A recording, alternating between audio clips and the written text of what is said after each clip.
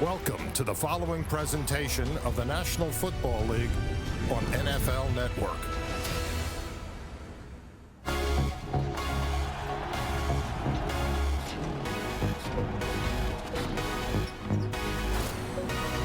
I'm Dan Marino, and welcome to my city. I know you got your own town. I know you got your own ways. I know there's no place like home, but I know you're gonna like it in my city. Everybody's welcome here.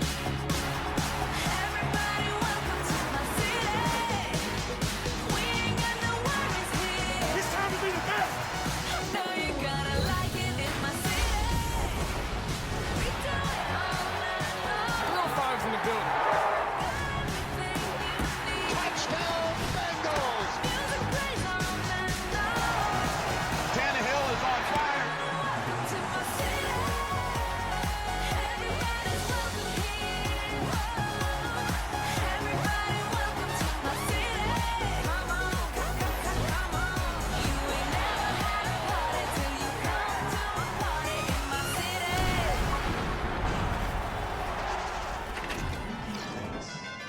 And our Thursday Night Football City brings us to South Florida and Miami. And an AFC matchup tonight, the Cincinnati Bengals and the Miami Dolphins from Sun Life Stadium. The Bengals come in under Marvin Lewis, the top record in the AFC North by a good margin over the second-place Ravens. Meanwhile, after a red-hot start for the Dolphins and Joe Philbin in his second year, they have now lost 4 straight. They're closer to the bottom than the top, but a win tonight would put them back in the wild card picture.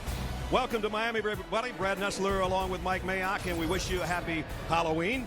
The Bengals come to town with the right color uniforms, that's for sure. And partner, they've done just about everything right over the course of the last month. They've got a red-hot quarterback in Andy Dalton who had a 5-touchdown performance over the Jets last week. They do have a 2.5-game lead in their division, and they look like they're built as a team that can maybe make a run for the whole thing. Hey, when Andy Dalton plays like he has the last several weeks, for me, this is a Super Bowl contender, no doubt about it. Defensively, they allow 18 points a game.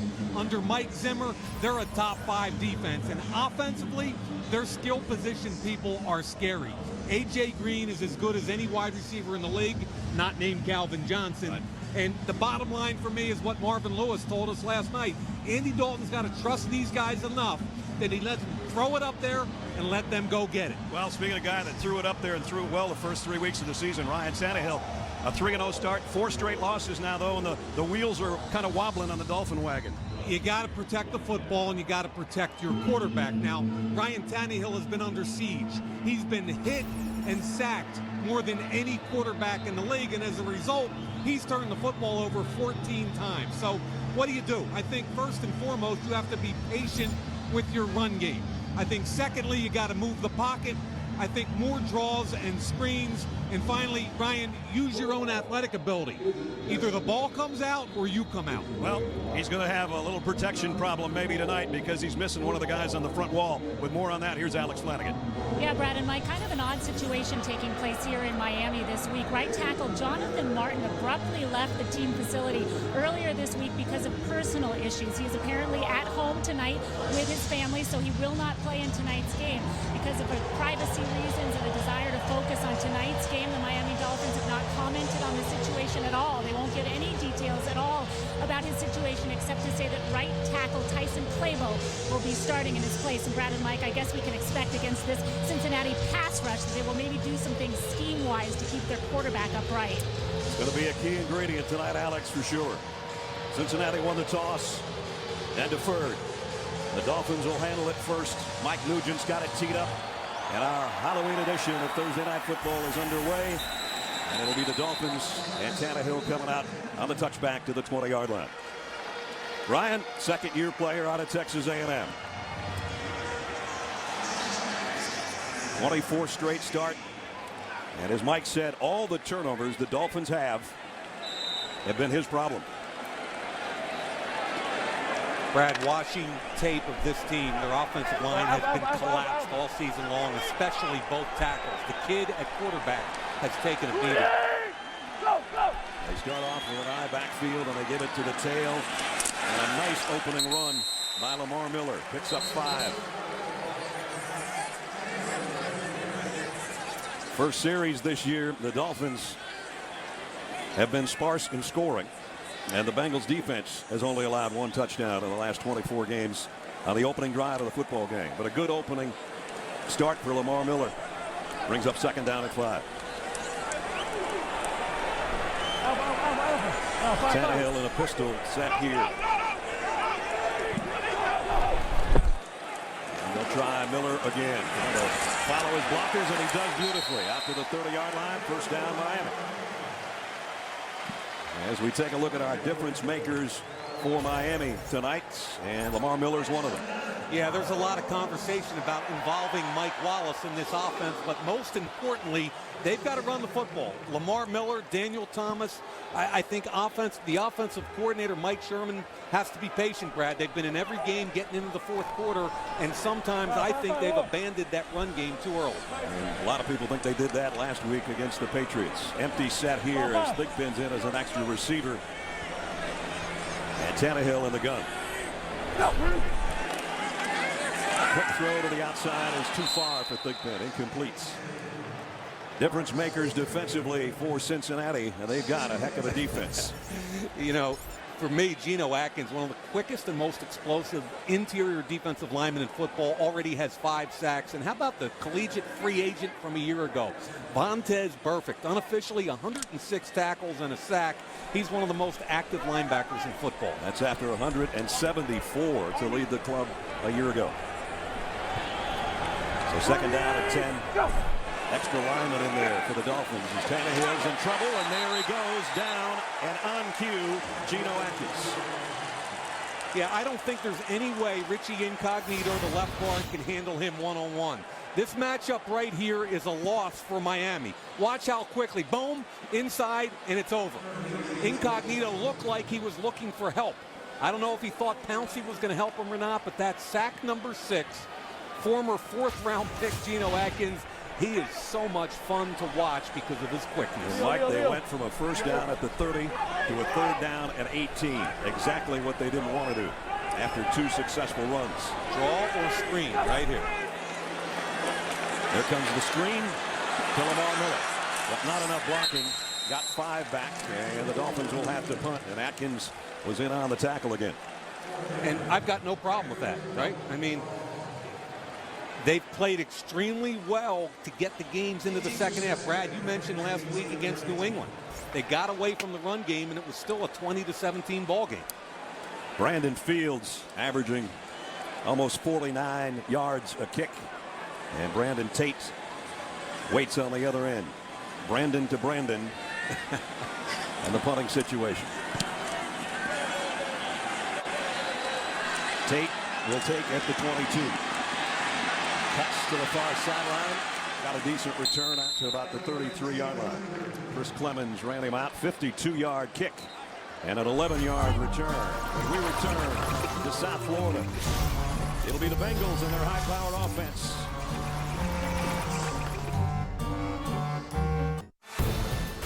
Thursday Night Football is brought to you by Verizon. Never be without football. Call ** NFL to download NFL Mobile from Verizon. And by Battlefield, available now, rated mature. Battlefield here is Sun Life Stadium. The Bengals on offense for the first time tonight. Andy Dalton and company working from their own 33-yard line. And Jarvis Green Ellis, the tailback, will get the call. And he's got a nice run out to the 38-yard line. Pickup of 6. Andy Dalton, there hasn't been anybody, I guess, south of Peyton Manning has been as hot as he has the last 3 games. 3 or more touchdowns. 11 in the last 3 weeks and 5 last week. Yeah, and Brad, last year I felt like he was too hesitant to try and fit the ball in there. This year, with all the weapons, he's letting those guys go make plays, and he's a different looking quarterback to me. Second round of 4s, he changes things at the line. And they'll keep it on the ground. It'll be close to a first down, about a yard shy for Green Ellis. Randy Starks made the tackle. So we check the Bengals And they're difference makers tonight. Really hard to pick them, Brad. I mean, they've got 6 skill position guys with over 24 catches. A.J. Green is all-world. Marvin Jones, very quietly becoming a quality player. The last 3 weeks, he's got 15 catches for 6 touchdowns. 4 of those touchdowns came last week. On 3rd and short, and the Dolphins, well, they had it momentarily. I don't know forward progress, how close it's going to be. I think about a foot or 2 shy. Yeah, Tyler Eifert struggled a little bit at the point of attack, getting any push. You see him bounce And off look at and Grimes. spin, but Grimes did a great job with the initial contact, but he's only 190 pounds. soaking wet. Yeah, and he's a tough kid. I love Grimes. So they bring out the sticks to see if Jarvis Green Ellis got the first down. I think it's about a foot shy, but we'll wait and see. You're usually point on. Well, it is Halloween. Things could get spooky before it's over. It's 1 more foot. like 2 1 foot. foot. So the Dolphins defense holds, and the Bengals will have to punt. And that's a big stop. And it goes back to throwing screen pass on 3rd and 20. Punt the football and go play some defense. Marcus Thigpen back deep. Kevin Huber will punt.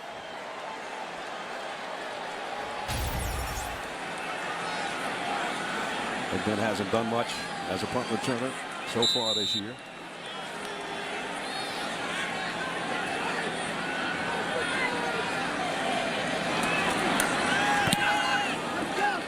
Nice kick. Thigpen has to call fair catch and way back at about the 7-yard line. So the Dolphins are going to be in a bit of a hole for their second offensive possession when we come back. 10:29 remaining first quarter.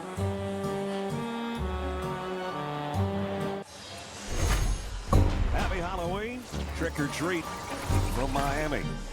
Some of our crew and their kids in full regalia. That's awesome.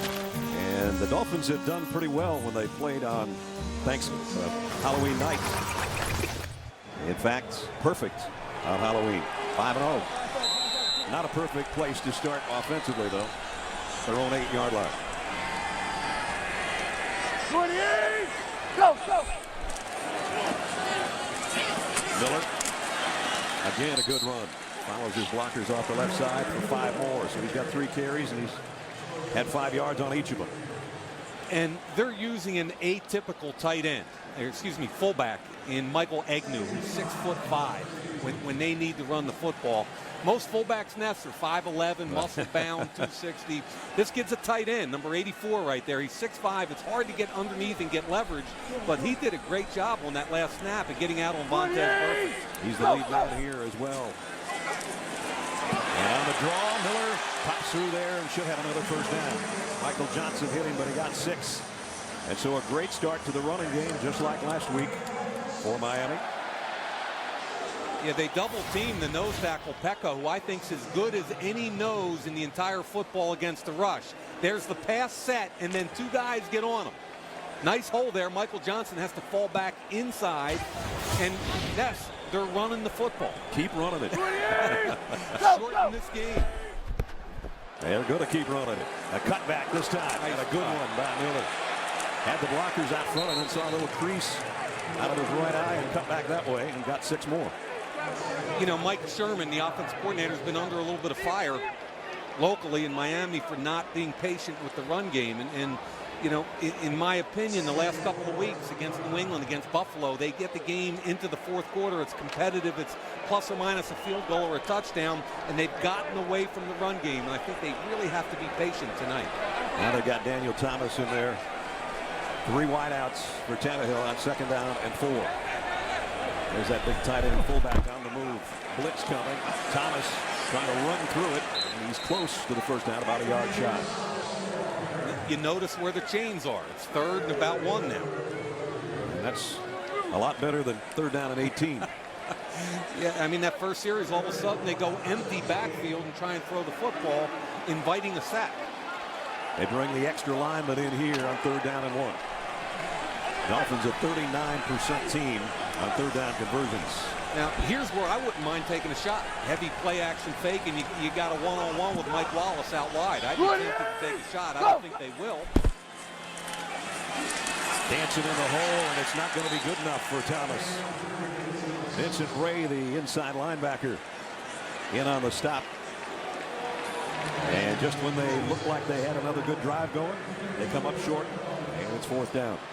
Yeah, keep in mind, Vincent Ray's a third-year player out of Duke. This is his first start. Ray Maluga is out. Ray will be the starting Mike or inside linebacker along with their starting nickel linebacker. It's a lot to ask a kid to do in his first start in the NFL.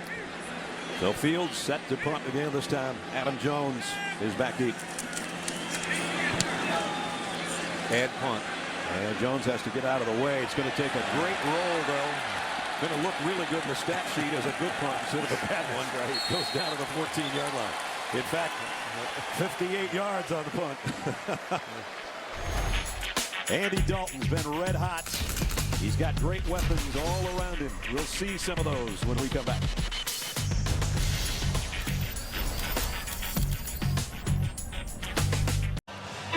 Randall Cunningham was the ultimate weapon, but lost his passion for the game. He then reinvented himself as a quarterback and as a man. It's an all-new A Football Life. Randall Cunningham's Tuesday night, 9 o'clock Eastern, only on NFL Network. Imagine had they put the zone read in for Randall Cunningham. He was a walking highlight reel. Yes, he was. Not great field position for the Bengals here, their own 14-yard line. Play action, wide out screen, A.J. Green. Got a block. And got about 7 before they track him down. Koamisa made the stop. A.J. came in with 46 catches. That's his first one of the night. Yeah, and they motion him out, Brad. Now look at the throw, and here comes Collins, the left tackle, gets a block. He cuts inside Sanu, who gets a piece. That's a nice way to get your talented wideout involved in the game early. And a pickup of 7, 2nd down and 3.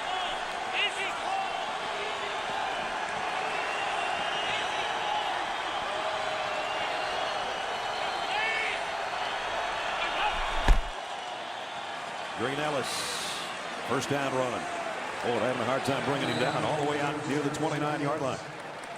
Yeah, this is a classic zone run play, and I really like what the former first-round pick. Everybody's going this way, but watch Zeitler get up to the 2nd level. Inside zone, gets on the nose, now out on the linebacker, 2nd level. Do a little better job with your feet, and it might be a bigger play. But look at Ben Jarvis, Green Ellis. He doesn't get big gains. He's only got one run of 15 yards or more, but he will get you some tough ones. Yeah, and the compliment with Gio Bernard is beautiful. Play fake. Dalton wanted to go deep. Now he's in trouble. He's going to get what he can and get down. Koamisa made sure he stayed down. Yeah, Olivier Vernon did a nice job, and Tyler Eifert kind of missed the block there. You know, when they bring Tyler Eifert in motion, he's got to make the block. Okay, he's coming over here, and here's Vernon. You got to cut him off. You can't get beat inside. That's the only place you can't get beat. Good athletic ability by Dalton to get out. You mentioned Giovanni Bernard, the rookie. He's in there flanking Dalton right now on 2nd down and 7. Excellent receiver out of the backfield. The rookie out of North Carolina. Quick throw. Complete, but a short gain. Eifert makes the catch, only a pickup of 4. And it's going to bring up 3rd down and 4. They add Eifert in the 1st round. They get Bernard in the 2nd round, effectively changing the philosophy of who they are offensively. And you mentioned Bernard. He had two touchdown catches already this season, Brad, both on simple little checkdowns. You look back at the Bengals drafts the last 4 years. They've got a lot of weapons and a lot of good players in the last 4 years. Here's 3rd down and 4.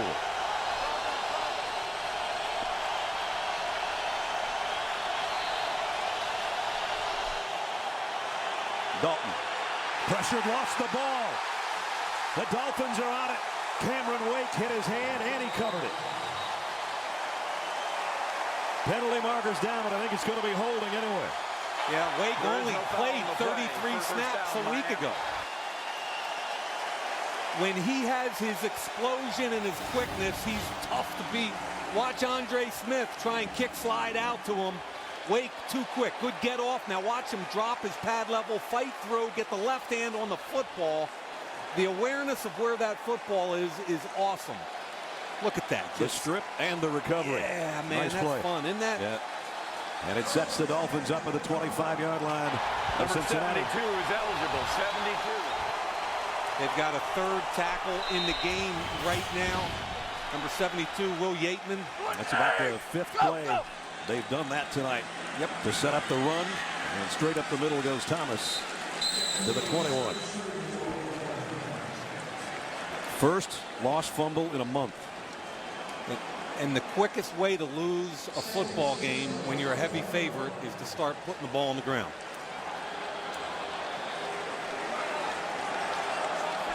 Second down at 6. Miami at the 21-yard line. I'd be alert for Charles Clay pretty soon. Here he is in the slot. They move him everywhere. Very safe, secure option for the quarterback. Tannehill in the shotgun. Looking right, going that way. Into some coverage, incomplete. Intended for Rashard Matthews. So, Brad, they've been in empty set twice tonight. And I think they liked it because they got some production out of it last week against New England. But the first one was a sack. The second one, he threw it into heavy coverage on a pass that couldn't be completed. I know you've got to show some diversity, but you had second and about 6. And I would have much rather see you stay with the run game. They won't here. Again, empty set, Tannehill. They're showing double A-gap pressure. This is Cincinnati's favorite pressure, and they drop out. The quick throw, complete. I don't know if it's going to be enough for the first down, though. Lamar Miller looks to be a yard shy. Reggie Nelson made the stop, along with Ray, the linebacker. And now it's fourth down in the yard.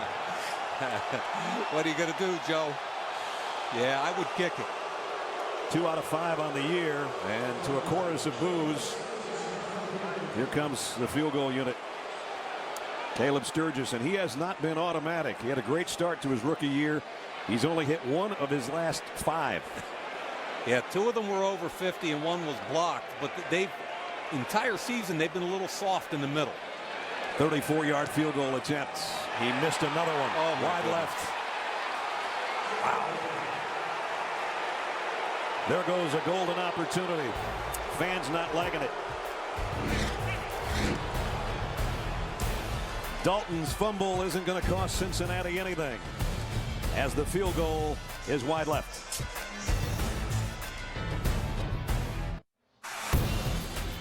Thursday Night Football is delivered by Papa John's, official pizza sponsor of the NFL. And by GMC. Vote for the Never Say Never moment of the week at NFL.com/GMC.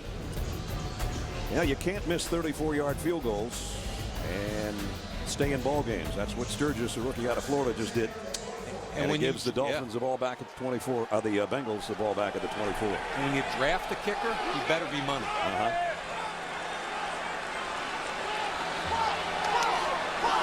Dalton now in the shotgun to throw on first down. Quick slants and caught by Marvin Jones, who had the big game last week with 4 touchdown receptions. Picks up 8 on his first catch of the night.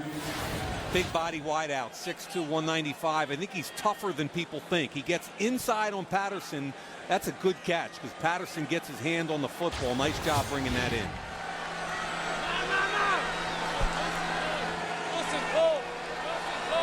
Bernard, the rookie, still hasn't touched it. He's in the backfield with Dalton. He's touched it now, and he's got a first down and quite a bit more out to the 40-yard line. This guy's a little different and kind of special, I think. The makings of being a special player, Mike. I agree with you, Brad, and that's too easy in the run game. That time, watch Clint Bowling get untouched out on this linebacker, and their 2 linebackers, Ellerbe and Wheeler, don't like head-on-head contact like that. They like to run around blocks. If you get a clean, big body on them, there's a problem. First down, Cincinnati at his own 39-yard line.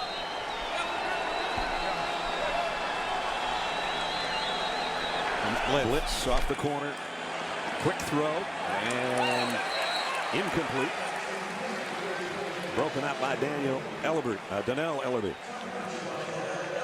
And that's where the linebackers are a little bit better in Miami. They're not good with big bodies in the run game, but Ellerbe and Wheeler are very good in the pass game. They went out and signed them to big money contracts, let Dansby and Kevin Burnett go. They got younger and faster, but I'm not sure they got better. Got Wheeler as a free agent from Oakland. Ellerby from the Ravens. Here's a draw play, and a nice job reading that. Olivier Vernon makes a stop for no gain. Yeah, Vernon beat up the left tackle there, Anthony Collins, who's in for Whitworth, who couldn't play tonight. That's a big loss in the run game. Whitworth out, Anthony Collins in. There's Whitworth, all 335 pounds of him out of LSU. 3rd and long. Okay, they got to decide what they want to do here. You've got A.J. Green at the bottom of the screen. Right now, there's no help, and Grimes is playing off. And Hawkins in the lineup for the first time, just activated today as the 3rd wideout. Andy Dalton fires complete, and it's A.J. Green, easy pitch and catch for the first down. This is a tough challenge. As much as I like Brent Grimes, he's 5'9". He prefers off man. And when you've got a guy that runs 4.35, stepping on your toes, you got to open your hips and get out. And when he opened his hips and tried to change direction, he slipped and fell down. Dalton wanted him the whole way. And got him down to the 44-yard line. So the Bengals in Dolphins territory. The problem with doubling A.J. Green is all the other weapons they have. And Dalton's done a good job of identifying them when he's doubled up. Including those tight ends. He'll throw on first down. And his receiver slipped this time. Marvin Jones on his cut. Lost his footing a little bit. Dimitri Patterson was covering. You mentioned the 2 tight ends. Eifert coming back in. When they have Eifert and Gresham in the game, it's difficult for the defense because they come out of the huddle. They could be in a too tight set, or they could go wide like they are now. So they can go big, or they can go big skill outside, and it presents a problem for the defense. Both set on the same side right now. 2nd down and 10. And what should be the final play of the first quarter. Dalton over the middle, sails one, and it was almost picked off. And we do have one more play left before the end of one. You know, I think pre-snap, there's 3 to the front side here, and it's man-to-man back here. I think the read is to come down here pre-snap. You got one-on-one, no help. Wide receiver on Grimes. He chooses to go with his tight end, and I think that was a bad read. 8th play of the Cincinnati drive. 3rd down and 10 at the Miami 44-yard line.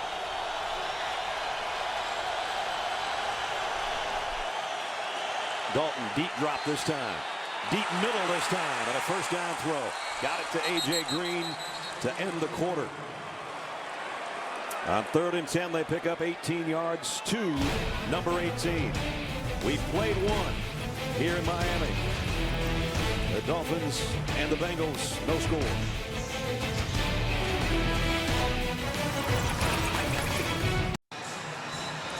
Set to start the second quarter on Thursday Night Football here on Halloween night. Brad Nessler, Mike Mayock, Alex Flanagan, and our NFL Network crew from South Florida. For the Bengals are in the 9-play drive right now at the 26-yard line. Little counter. Oh, what a spin move by Bernard. And he gets down inside the 20-yard line. So there's the dimension that this kid adds that Green Ellis doesn't have. Green Ellis, as you always tell me, you block for 4, he'll get you 4. Yep. This kid could break one for 30. Yeah, and you saw him break the ankles right there of Ellerby. I mean, in the hole, all of a sudden a spin move, make you miss. He catches the football on checkdowns and scores. It's a completely different dimension when he's in a game of tailback. Well, he's a great receiver out of the backfield as well. Here's a quick throw, completes, and a first down to Sanu. And so the Bengals keep driving here. Game summary to this point. Ryan Tannehill, 33rd time he's hit the deck. Sturgis missed a 34-yard field goal. He's only one of his last 6. A.J. Green's had a good start. And Cincinnati with a first down at the Miami 15.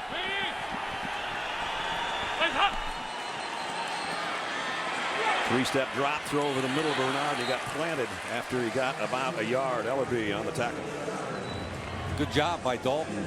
He wanted the slant, Patterson jumped it, and he just checked it down. And if you check it down to Bernard enough times, he's going to make a play for you. He had one against Buffalo that he left two guys in his wake on the way to the end zone. Yeah, and the one against Pittsburgh, he just took away everybody's angles and exploded into the end zone. He's really fun. Good looking drive for Cincinnati. Second down and 8. Dalton fires on a crossing route. A.J. Green. And Green's going to be a couple yards shy of the first down. That's his 4th catch here in the first half. You know, what they're trying to do there is take Tyler Eifert, again, a very athletic tight end. And Eifert is here, and he's going to do a little double move. Hitch and go. Effectively clearing out the area for this guy who's going to come under. Hitch and go up top. It's not there. Good read by Dalton. Just check it down to your best football player. I like it. Dalton on this drive, a couple of third down passes have both gone to A.J. Green. A bunch set to the left of Andy Dalton on 3rd down and 3. Flushed out of the pocket, looking to throw on the run, and he's going to hit the deck. Great job by the Dolphins defense. You can give that sack to the secondary. I think Odrick is the guy that got him. And he wanted Jermaine Gresham the whole way. And Gresham's going to get bracketed by 2 people. There it is right there. Inside Chris Clemens, the linebacker, 52, as you see. Wheeler on the other side. Really nice job defensively. And you know what? Dalton's fine. Get down and kick the field goal. And if you're Mike Nugent, you want to make the field goal. This one's a 31-yard attempt.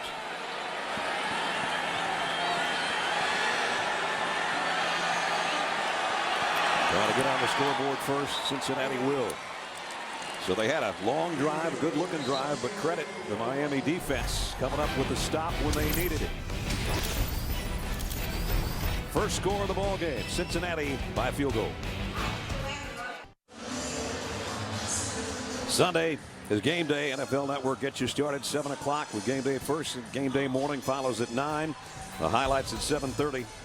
And then following Sunday Night Football, game day final. Set your clocks, but remember to set them back. You get an extra hour of sleep before you get up at 7 Eastern on NFL Network. Nugent had just kicked the field goal with the kickoff. Big pin. Catches it 8 yards deep. Will take a knee. And the Dolphins will come out to the 20-yard line. Well, you don't want to anger the guy in the middle. That's the Hulk. The fake Hulk on the right. The real Hulk Hogan on the left here on Halloween night. Thursday Night Football is brought to you by the all-new 2014 Jeep Cherokee. Built free. And by KFC. KFC plus football equals couch gating. There's a lot of folks that have been couch gating for several hours before the game tonight. That's the real Hulk Hogan. That is not a costume, but it is a bright lime green that the Hulkster is wearing tonight. Hulkamania running wild here at Sun Life Stadium tonight. First down, Miami on its own 20. Tannehill, quick slants and broken up, intended for Mike Wallace. And let's check in with Alex.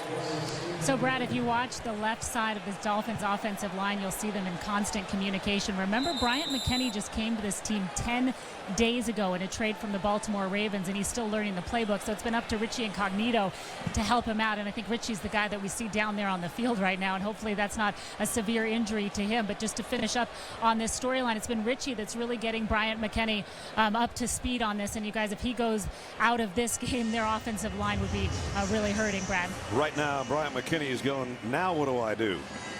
Incognito going out, timeout. Richie Incognito working that neck right now, and so are the doctors and trainers over there on the sideline. So he goes out, and Nate Garner, he is in at left guard, and hopefully he knows what to tell Bryant McKinney, as Alex just gave that report about the communication on that side of the line. They're going to run that way, and a nice run by Lamar Miller. Perfect, takes him out of bounds, but he got 10. And I like the call. I don't care that it's 2nd and 10. Watch what happens. Pouncey is going to come out and get in front of this thing. Garner does a good job at the point. Pouncey gets a chip and out, and then a nice cut by Miller to get outside. And you don't want to put Nate Garner, the new left guard, in a position where he's got to pass protect on the first snap. So I like the call, and a really good cut by Lamar Miller. So Miller, his first 4 times he handled it, had 5 yards or more, 10 yards on that one. And a first down at the 30. They faked the stretch. Boy, he had to get rid of that in a hurry, and he got it with a big tight end, Agnew. Ryan Tannehill turned around and saw a Bengal right in his face, but he got it out of there in a hurry. Yeah, James Harrison did a great job staying home. Watch him stay home even though the run fake goes the other way. Tannehill gets the head on a swivel and does, as you said, an excellent job of getting rid of the football. And this is who they have to be, Brad. You know, they're not a chunk team. They're not getting the ball down vertically down the field in the pass game. They struggle with run chunks. They have to be patient. Bengals showing blitz off the corner. They're going to bring it. They'll come the other way with a throw to Wallace. And Wallace will be dragged down after a pickup of 5. Carlos Dunlap, the defensive end, got out there to make the hit. A lot of talk in Miami this week about Michael Wallace. What's wrong with Michael Wallace? That's all you hear about down here. And I would say 2 things. Number 1, the pass protection's been awful. To get the football down the field vertically, it takes time. And number 2, remember, he's coming from Pittsburgh, where he's used to Ben Roethlisberger, who extends the play better than any quarterback I've ever seen. So if he doesn't win early, Big Ben got it to him late. Here it's a completely different snapshot. And he still talks glowingly about Big Ben when you meet with him here in a different uniform. I think Lamar Miller stepped out of bounds, but if not, he's off to the races. Lamar Miller all the way down to the 10-yard line. Uh-oh. Ball is out, and it's coming the other way. I'm still not sure he wasn't out of bounds. Adam Jones all the way out to the 41-yard line. What a crazy play. Yeah, we got a lot of things to figure out here. First and foremost, John Jerry did a heck of a job pulling out and getting on perfect. Now watch his feet here. There's the strip. The ball's that clearly out. Really nice job by Dunlop hustling down the field and stripping it. So that's clearly a fumble and a Bengal recovery, as long as he didn't step out of bounds earlier in the play. Well, nobody's looking at that. Right there is where I thought he stepped out of bounds. He stayed in. Absolutely. Great shot by our camera guys. And so a big run's negated by a fumble. Yeah, and Lamar Miller did everything exceptionally well except the most important thing, and that's hang on to the football. Green Allen's hitting the backfield, still got a yard or 2 out of it. Koamisi made first contact and got help from his friends. I mean, one of my issues with Lamar Miller coming out of college at Miami was not talent-wise. It was he was nicked up a lot, and he put the ball on the ground a lot. Daniel Thomas, the backup tailback, also talented, but he puts the ball on the ground. Second fumble recovery of the year by Adam Jones. And the return out to the 41. And now the line of scrimmage to 42. We're at 2nd down and 9. Empty backfield for Andy Dalton. Fires near side, completes. And Eifert, the rookie tight end, with a catch. He did a nice job just kind of using that big body, bouncing himself off Koamisi. You saw a lot of him at Notre Dame over the last few years. Yeah, I know him pretty well, and he's about as gifted and up the field receiver as a tight end can be. He's got to work on his point of attack blocking a little bit, but boy, he's a danger in the pass game, and here he is one-on-one down here with a safety. Going to be in motion toward the ball on 3rd down and 3. Dalton, the far sideline. And A.J. Green looked like he just spit it out over there. He had Brent Grimes turned around, and that will not happen very often. You know, A.J. Green, again, one of the best 2 or 3 wide receivers in football, no matter how you cut it. Last week he had over 100 yards, but 2 drops. And here he is this week. Easy play. I mean, he's a guy that every once in a while, Brad, drops an easy ball. You go, why? Because he makes some of the most breathtaking catches you'll ever see. You look behind Kevin Huber to punt. Marcus Thigpen waits back near the 10-yard line. And that's like a turnover. Instead of a first down, you're punting the football. Huber hits this one a mile in the air. And it goes out of bounds. See where they spot it. I think it's inside the 10. It is. Nice kick out at the 7-yard line. AJ, that won't happen very often. That's some of the tricks of Halloween night here in Miami. Thursday Night Football is brought to you by Bud Light, official beer sponsor of the NFL. And by Pizza Hut, stuffing 3 cheeses into our crust since, well, we just did it. It's new. Kind of a new deal for A.J. Green to drop a pass because, as you said, the kind of stuff he does, you can't teach. People want to know why he's so good. His ability to separate, get the corner to open his hips. Now use your hands to pull through and your 4.35 speed to make an easy throw for Dalton. I'm not sure I've ever seen it. Look, he looks back, finds the football, subtly adjusts his route and looks away. Now he stacks Cromartie on his back, slows down, and catches the football away from his body. Brad, I'm not sure I've ever seen a receiver look away from a deep pass like that, just automatic. He looked like a center fielder. Yep. Except, of course, the center fielder doesn't have another person trying to keep him from catching the ball. Exactly. Second time the Dolphins have had to start inside their own 10. And popping out to the 12 is Daniel Thomas. Pickup of 6. As we approach the 8-minute mark of the first half, low-scoring game. Bengals with a field goal. Miami missed one from 34 yards. And Adam Jones, who's not only got a fumble recovery tonight, but has been involved in several tackles, and I think he's shaken up a little bit. So that means that Drake Patrick, the first-round pick from a year ago, is in the game. Second-round player out of Alabama. Here's Thomas. Going to get cut down before he can get to the first down. Did pick up 3. Loka, the safety, in on the stop. Oh, it's a contact situation. Okay, good.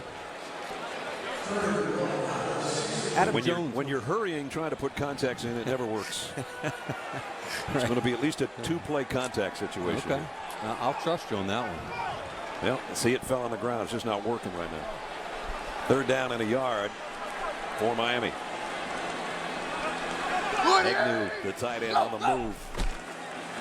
Straight up the middle they run it, and it's Charles Clay out to the 30, first down with a flag down at the line of scrimmage.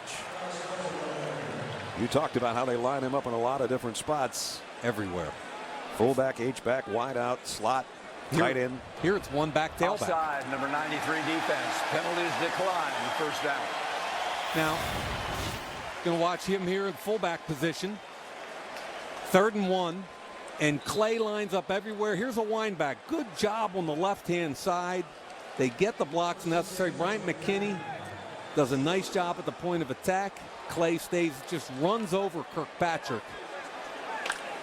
You know, Ness, I saw him play in college at Tulsa, and Tulsa did the same thing. And the guy caught over 200 career catches and also ran for about 1,000 yards. Talented kid.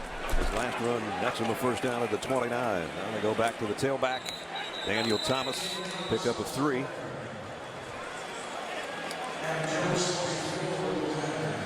So the one thing the Dolphins have done well tonight is run the football. And same story from a week ago. And what was the formula we talked about? Stay patient with the run game, move the pocket a little bit, draw screen, and I, you know, if their tailback Lamar Miller doesn't put it on the ground, they're close to the end zone and a touchdown on that last drive. Mike Sherman in the middle there, the offensive coordinator. Blitz coming from the Bengals. Play action. They might want a long one here. Tannehill got rid of it and got his man. Mike Wallace on the run. Wallace inside the 40. They're trying to track him down. He's going to go all the way inside the 30-yard line. And there's the big play. Tannehill to Wallace. And what I like, it's play action, max protection that gives the quarterback a little bit of time. So here comes blitz. Harrison's coming. Now watch him climb the pocket. Excellent job. And what I like from the receiver perspective is he sells vertical. Newman's got a turn. That's about the 4th time I've seen a corner slip on the break. But a well-thrown ball and a well-conceived play. We should mention about a half an hour before the game, we did have a shower here. And so some of that slipping might be attributed to that. They fake the end around. They go straight up the middle. And Daniel Thomas, another good run down to the 22. Let's check in with Alex. So, Brad, the Dolphins' offensive line doing surprisingly well, being down 2 starters. Richie Incognito sitting on the sideline now with a baseball cap on his head. It doesn't look like he's going back in anytime soon, but the team is officially saying that his return is questionable because of a neck injury. Unless you're a quarterback, putting that cap on isn't a good sign. And all 6 of their eligible players have been in the game most of this drive. Not on this one, but Will Yateman has been in the game. They're trying to pound the football. 2nd down and 4. They'll try to pound it some more. Lamar Miller close to the first down, about a yard shy. Stay ahead of the chains, right? Yep. John Jerry did a good job on the backside, allowing Miller to cut in behind him. Oh boy, do we have another lineman down? Oh, it's this time Geno Atkins. Oh boy. One of the best around. Last year, first team All-Pro. He had 12.5 sacks. Part of that great front wall for Cincinnati.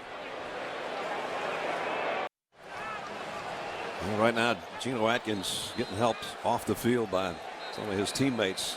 Got tangled up on that last play. Lamar Miller sort of landed on the back of his knees or maybe his hip. Has a sack already tonight. His dad, Gene Atkins, 10-year NFL veteran, played right here in Miami, in fact. So that takes a big impact player away from their defensive front. 3rd down and a yard, Miami. Play action on the roll. Tannehill looking to throw. Fires complete. First down. And it goes to Daniel Thomas, the guy he faked it to. Hey, that's all about the quarterback there, Tannehill. Here's the previous play. And Atkins right there on the bottom of that pile. Kind of tough to see. Got twisted around before Miller landed on him. Let's go, get set. Dolphins, their best drive. 9th play coming up at the 15-yard line. Weaving his way inside with another good run is Daniel Thomas. Didn't look like it was going to be much. It ended up being 5 yards. Yeah, and Garner, who's in right now. There goes Atkins. Hate to see that. Garner at left guard. Watch him on Pecco, one of the best run-stuffing defensive tackles in the league. Gets under him, gets a little bit of movement, which is all they need, and a good job by Daniel Thomas squaring the pad level, getting low. Thomas and Thigpen in. Thigpen goes out as a wide receiver to the top of your screen. On 2nd down and 5, and get a 1st and goal at the 5.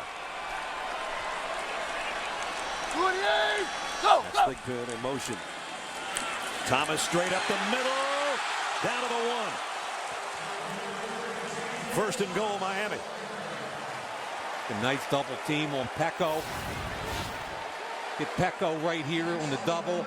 That's who you have to take care of in the run game. Jerry gets up to the 2nd level. Really good block by Clay. Dolphins go hurry up. Tannehill trying to sneak it over. And he got it. Touchdown, Dolphins. Nice job on the hurry up. Looked a little like Matthew Stafford at the end of the Lions game last week. Yeah, they quick snap this thing. Cincinnati hustling to get ready. Extends the football clearly over the plane. That always makes me nervous.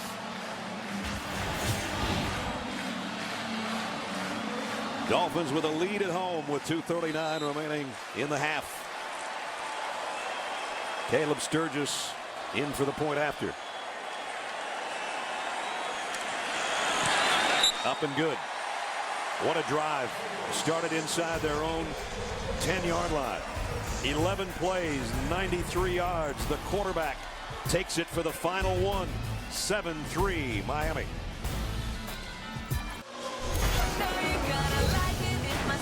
Our city will be in Minneapolis next Thursday night. RG3 and Adrian Peterson, two of the most exciting superstars in the National Football League, clash as the Vikings meet the Redskins next Thursday. Hope you join us from Minnesota. Anxious to see what Minnesota does this weekend with the quarterback situation. Yeah, we're not going to know till at least tomorrow, I guess. John Sullivan, the offensive lineman, came out in support. Said he really wanted Christian Ponder because of the work he did and how he finished up the game last week. Tate will field it 9 yards deep and take a knee. So the division-leading Bengals find themselves trailing here 7-3. A little confusion here. Watch the quick snap. Bengals trying to get lined up in the right place. Vinny Ray, 57, not sure where to go. He comes in late, and a nice job by Mike Sherman and Ryan Tannehill going with the quick snap and scoring. I'm not telling Vincent Ray how to play middle linebacker, but if you got a quarterback that big, I'd want to be in the middle of the field where he was going to take the snap. Right. That's just me. Good shoot foul. Bengals from the 20. Have all their timeouts and a 2-minute warning to work with. Blitz coming. Dalton incomplete. A.J. Green looking for a flag. Not going to get it. Nice coverage by Brent Grimes. Brent Grimes from Shippensburg University, right? I mean, they call it the Ship. This kid's 5'9". Nobody liked him. Northeast Philadelphia kid. You want to talk about feisty, quick, and tough? That's Brent Grimes. You know, before he got hurt, the Achilles last year when he was with the Falcons, the previous 2 years with Atlanta, he had 11 interceptions in those 2 years and went to the Pro Bowl. Really, really. A lot of people think he's better off inside. I think he competes pretty well outside. 2nd down and 10. Dalton. This one's popped out of there as well. The tight end dropped that one, and Ellerby made sure he did. And now the Bengals find themselves having just taken a couple of seconds off the clock and a 3rd down and 10. Miami's thinking about getting the ball back right now. Yeah, I mean, how many drops are we going to see tonight? Good job by Ellerby getting underneath, but that football is put exactly where it's supposed to be. We saw A.J. Green on a 3rd down where they punted the football, and then Cincinnati went 93 yards. Another drop in a key situation. Both the 3rd and 10s tonight. The Bengals have converted. Will they get another one? Long ball, sideline. Yes, they will. Marvin Jones diving catch. 1st down, Cincinnati. Pickup of 26 on 3rd and 10. Yeah, and it's kind of a natural pick out wide to get him open. Ooh. Did that ball hit the ground? I think it hit the ground, but I think he controlled it all the way through. Remember, the ball can hit the ground. The question is whether or not it's loose. And if I'm Cincinnati, I'm snapping it real quick, Andy Dalton. I think he's trying to, if he can get his lineman aligned and see. They waited too long. Remember where we are in the game here. Well, that's a 2-minute warning. They might still take a look at that while we're away. With 2 minutes left in the half. Miami in front.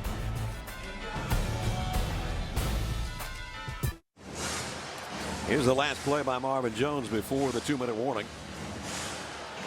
Yeah, I think the right arm, even though the ball hits, I think the right arm cradles it the whole way, and he had full control.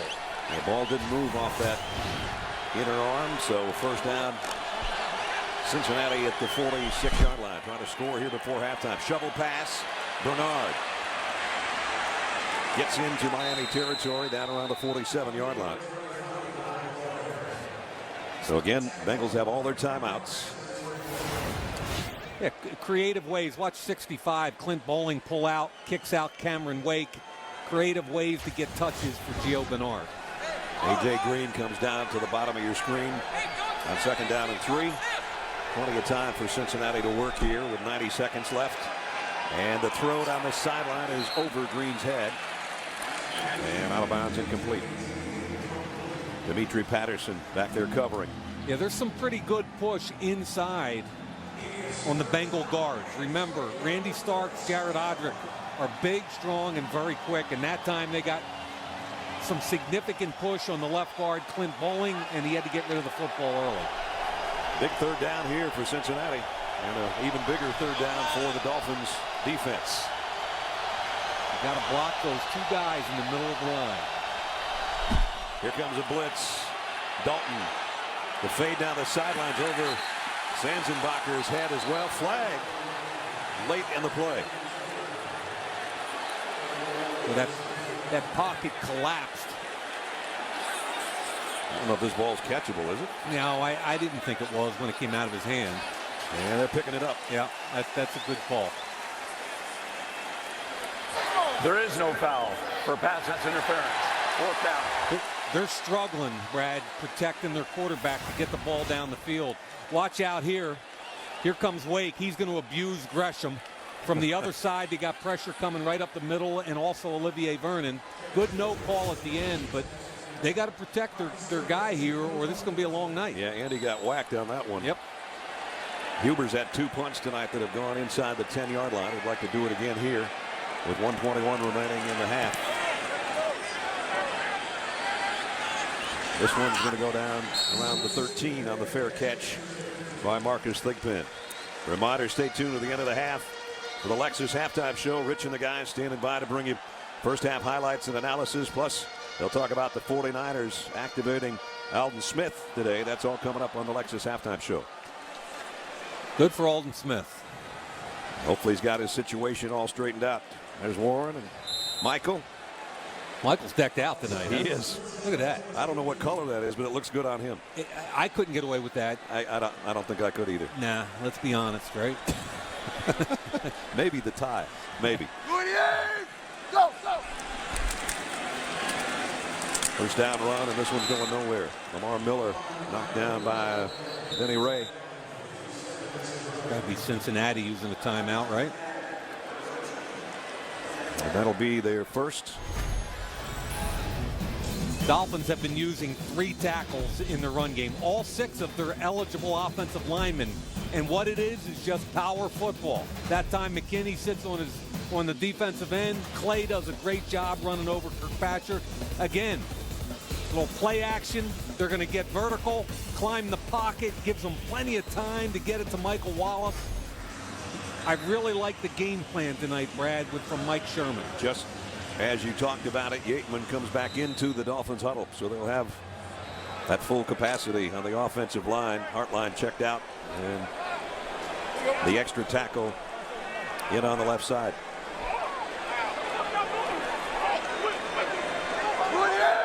Clay in motion, and the stretch play. Lamar Miller, no place to hide, got about a yard, and just over a minute to play as we check in with Alex. Brad, before the half comes to an end, just a quick update on Geno Atkins. He was taken to the locker room. You guys saw him getting carted off there. The team tells me that it's a right knee injury, and his return in this game is questionable. Again, second Pro Bowl for him last year. He had 12.5 sacks, which is the most for a defensive tackle in the last dozen years. You know, it's interesting. I had a coach say to me tonight on the field before the game that outside edge rushers affect the pass game, but there are things you can do to take them out. You can chip them, you can put tight ends on, but interior rushers that get push immediately with quickness or strength are really difficult to deal with because they get in the quarterback's face so quickly, and that's what you lose when you lose a Geno Atkins. And Tannehill knows all about pressure up the middle, being sacked more times than anybody in the NFL this year. Miller backpedals his way across the 20 out to the 22. 7-yard pickup. And that's James Harrison talking about edge rushers.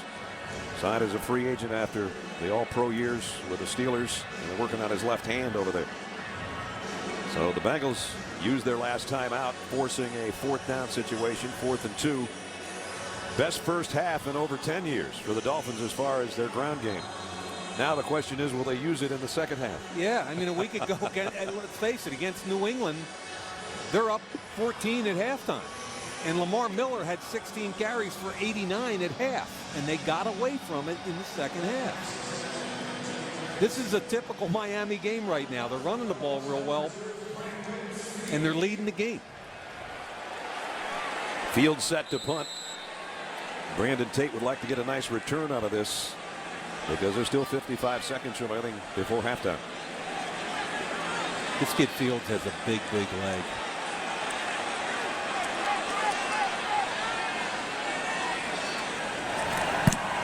Bengals tried to get there with some pressure, and a flag flies in. They got too much pressure. Tate on the other end. Not going to matter. Whoa. And another flag. Jeez. Sean Williams on the block on Nolan Carroll down there on the other end. So we're going to have a roughing the punter penalty on one side, and then a defensive player penalty on the other end, I would guess. We'll wait and see. Yeah. This is the hit they're trying, and you can see first it's almost blocked there. There is no foul for running into the kicker. They picked that one up. Personal foul, blindside block, number 40 of the receiving team during the return. Half the distance to the goal, first down Cincinnati. This is the hit they're trying to take out of special teams right there. In the old days, you went back to the bench and everybody high-fived you. Because you ear-hold somebody. Exactly. Now that hit's effectively out of the game. for the penalty on Williams. And the good news is only Carroll walking off. Yeah. That's the first penalty of the ball game. Now, we had a couple flags earlier. We had one declined. We had one picked up. So we're 45 seconds from halftime and the first accepted penalty of the football game. Minimal penalties, but a lot of injuries tonight. Continuing a trend that we've seen so far this season. The Bengals want to be comfortable here, Mike. 45 seconds and no timeouts left. Just get out of here, get to the locker room. That would be, you might throw something underneath and see if a Gio Bernard or somebody can make a play. But you might throw something real deep, but I don't think you really want to take too many chances here. Put the ball on your own 14-yard line. Remember, Dalton in the last 3 weeks has 11 touchdowns and no interceptions. He doesn't want to throw one here. No. They do have an empty backfield. There's the quick throw to Green. Got a block and a first down and out of bounds to 25. So still 39 seconds remaining. A.J. Green's 5th catch of the evening for 57 yards, and of course he had the one big drop that cost him a first down. This time he'll be in tight on the right side of Andy Dalton in the gun.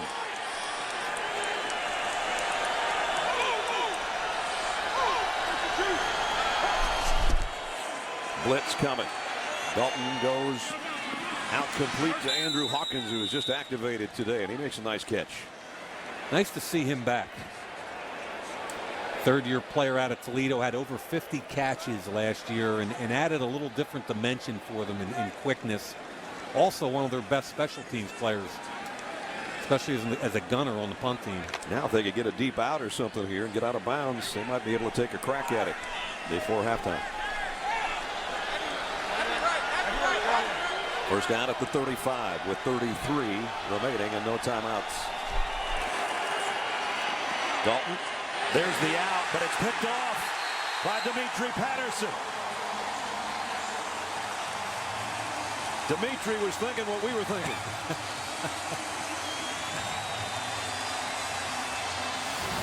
And that's a decision that I just don't understand.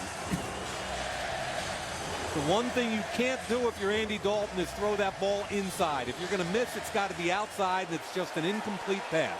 You cannot give Dimitri Patterson an opportunity to make a play. You talk about how things swing. That's the 4th interception for Patterson, and now it's the Dolphins that have a chance to threaten with 28 seconds and all their timeouts remaining. And that's a Bengal coaching staff showing trust in a third-year quarterback, and just a really bad decision and a worse throw by Dalton. Tannehill now in the shotgun. On first down inside the 40-yard line. Opportunity here for points before halftime for Miami. Blitz coming. Tannehill loads, fires complete inside the 30 to the 25 goes Mike Wallace. Yeah, he identifies the 57 is the Mike, Vincent Ray, but then they bring safety pressure. So here's the Mike, but here comes the safety. They do a real nice job picking it up. The back goes one way, turns around, looks to help. Good job by John Jerry picking up the safety. Plenty of time to work it back outside to Wallace. First down at the 24, and I would say the Dolphins are already in field goal range, but the way Sturgis has been kicking, I don't want to say that right now. Yeah, the question is, do you take a shot? Tannehill's hit his last 5. And you've got single coverage on the outside. Play fake. Wanting to go over the middle, and that's the last thing you want to do is take a sack, but they do have timeouts to work with as Wallace Gilberry with the sack. Yeah, they go A-gap pressure. See right in here in the twist stunt inside. Margus Hunt, the rookie from SMU, ends up making a play. And with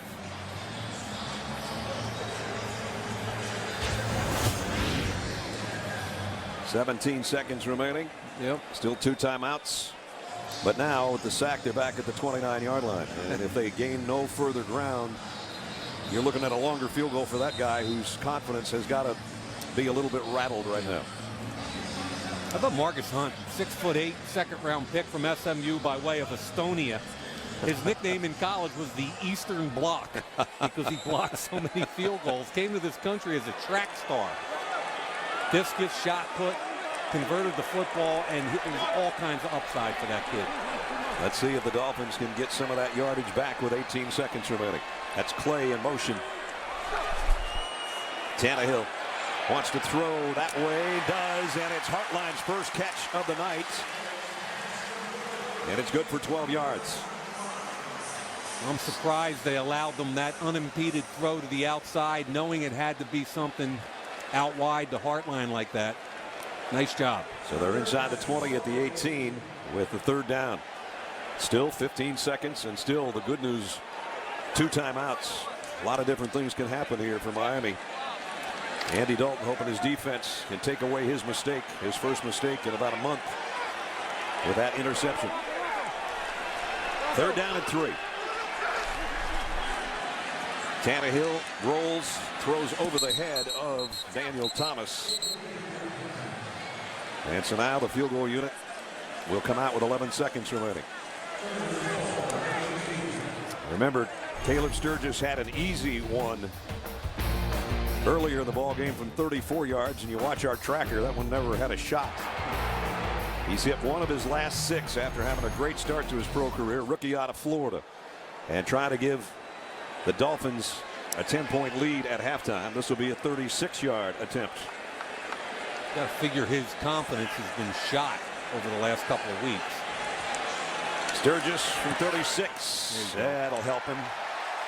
Got it.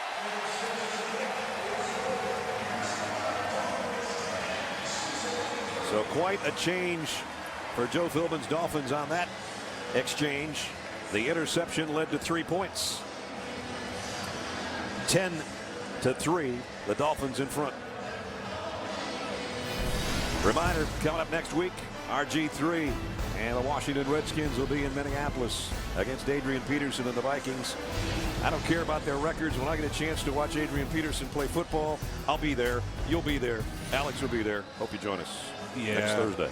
Adrian Peterson, RG3. There's going to be some talent out there. These 2 quarterbacks, one out of TCU, one out of Texas A&M, and you look around the National Football League.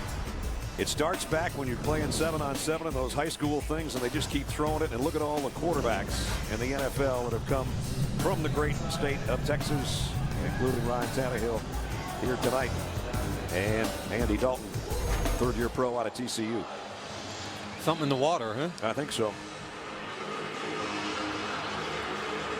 First mistake, though, by Andy Dalton in a long time. Gave the Dolphins a free 3. And now 6 seconds remaining as Sturgis tries to line drive this one down the middle. Touched by one of the Bengal players, who's going to have to cover it. Cedric Pierman did get on top of it with 2 seconds remaining in the half. So 13 out of 22, 121, no touchdowns, and first interception in a long time. And if you're keeping score at home, the most important one is turnover differential. That was the second turnover by the Bengals. The strip sack of Dalton early, and then the bad interception late. Tannehill not even 100 yards throwing, but with their ground game being superb in the first half, he hasn't had to throw a lot. Dalton will take a knee. First half will come to a close. So the division leading Bengals on the road in a little bit of trouble in South Florida. Miami a 10-3 lead into the first half. Reminder to stay tuned for the Lexus halftime show. It's coming up.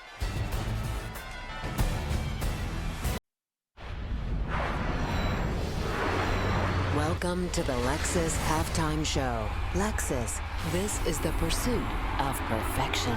Cameron Wake with a major big-time defensive play with the strip putting the Church's money on the ground. It led to no points for the Dolphins, who did turn a turnover into 3 points before the end of the half to go up by a touchdown over the Cincinnati Bengals, who are without their best defensive player for the rest of this game. Geno Atkins is out. We'll talk about that with Warren Sapp in a moment. But first, Michael Irvin, I want to hit you on Andy Dalton, the offensive player of the month in the AFC for October, which is not over yet.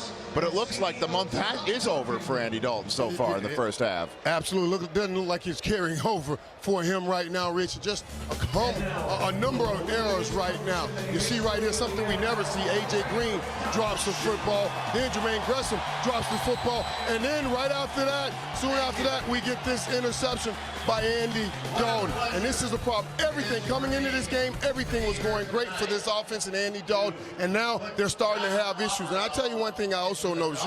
I know they're playing Sanu. They're starting Sanu.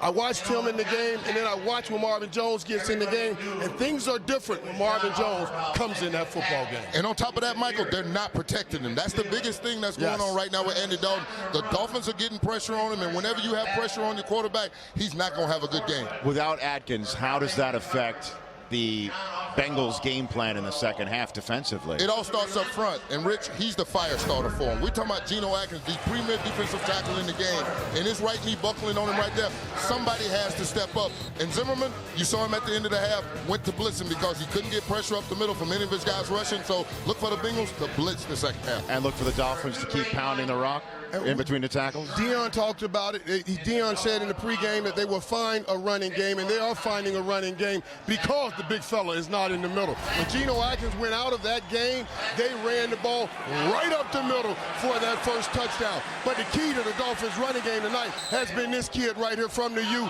Lamar Miller. Explosive plays, and that's why they have him here. He has a 40-yard run, an 11-yard run. That's the kind of play they need from Lamar Miller. Without the defensive tackle in the middle is open, and the Dolphins are exploiting it, Rich.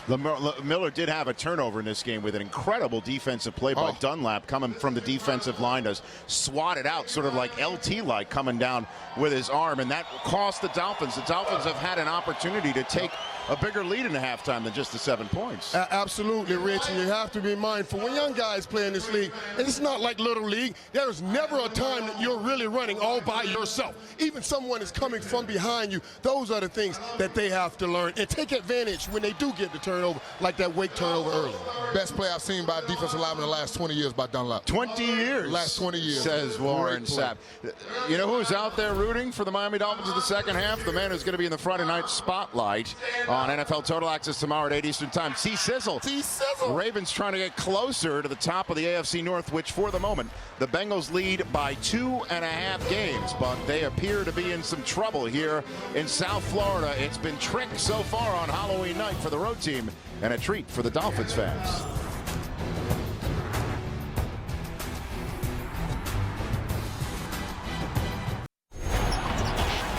Hi, I'm Ryan Tannehill. Welcome to my city.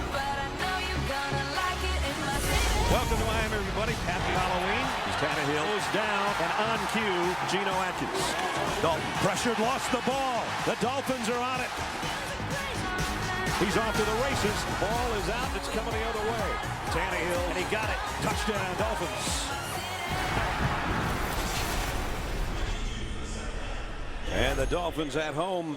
John Offerdahl, Coach Shula. John Offerdahl becoming the 26th member of the Dolphin Honor Roll, introduced by Coach Shula. Becomes the third linebacker with Zach Thomas and Nick Bonaconte to join that illustrious group.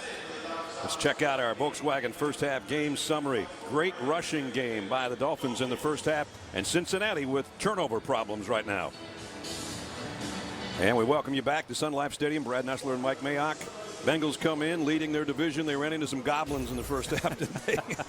Well, you know, they ran into some Miami Dolphins whose game plan was what we anticipated. Take care of the football, be patient with your run game, and win the turnover battle, and that's what they did in the first half. And the battle with the turnovers, some problems on drop passes, and then an interception, first one in a month for Andy Dalton.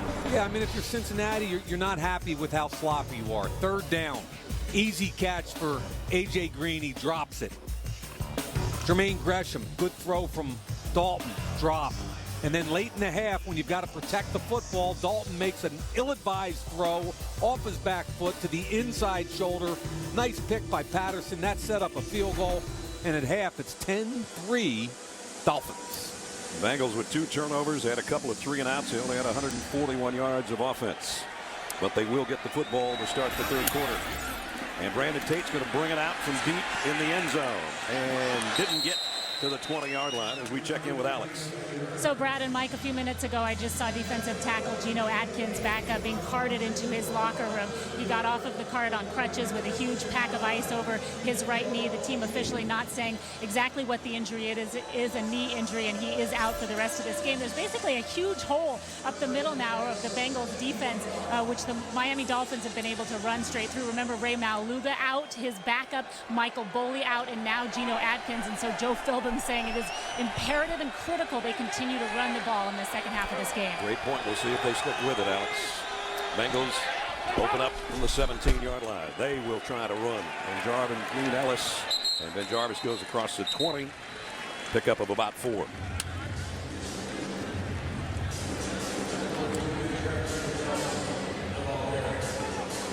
Andy Dalton, almost perfect last week. 5 touchdown passes, 325 yards, and tonight's been a different story.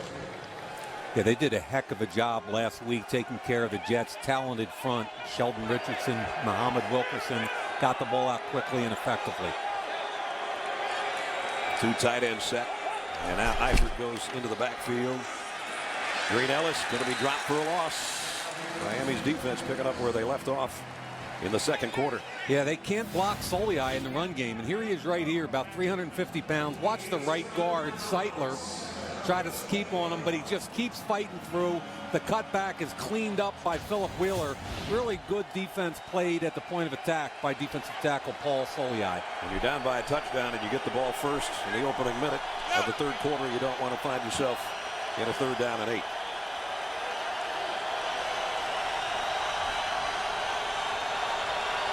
A.J. Green in motion toward the football. Dalton with time. Throws complete to A.J. First down. Nice route, good pitch and catch, and a first down Cincinnati. And Miami showed 6 but only brought 4. They stacked the 2 receivers to give Green a clean release. Patterson gets a piece and tries to undercut it but never finds the football.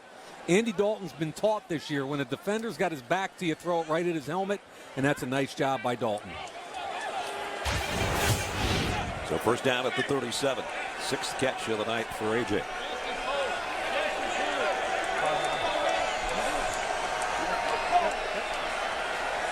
In the shotgun.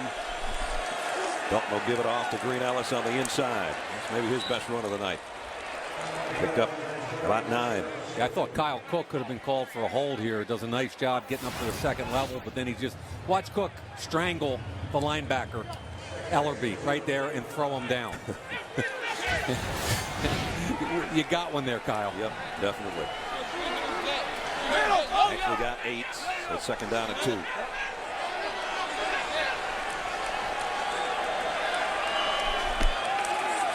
Quick throw to the outside. Snatched by Gresham. Oh, he stood up in a form tackle over there on the corner by Chris Clemens. And he didn't get the first down. Remember last week, Miami had the lead on the Patriots by 2 touchdowns at halftime and ended up losing by 10. Gave up 24 unanswered in the second half. And the Bengals on a drive here to open the third quarter, have a 3rd and a yard.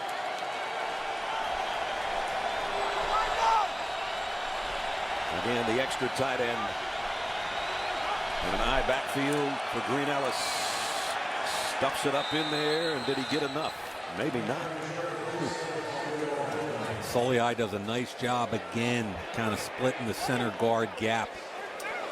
Bill Levy's already said, let's bring out the chain gang to look at this. What do you think here, Mr. Nassler? I think he's a little bit short. About one of your size 12s. They bring the chains from the near side. We were talking to Kyle Cook last night, the center from Cincinnati. I asked him about Paul Soliai. What did he call him? Called him some kind of truck. He said the dude's like a diesel truck. And he said you got to slow him down before the diesel's running away from you. Yep. All right. About a foot shy. 4th down. Okay. If your defense, obviously, that's first thing is alert, hard calls. You can't jump off sides here. second is penetration, and then if you're a second-level defender, watch play action. The fans are trying to do their part.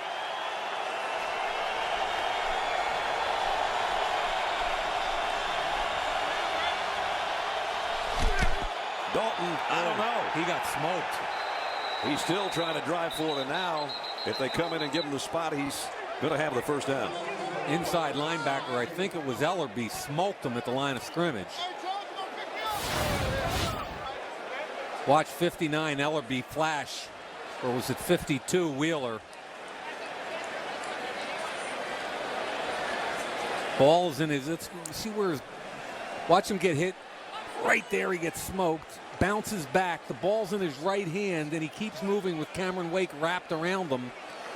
It all depends where the football is. I'm not sure how far that got extended. He needed a foot.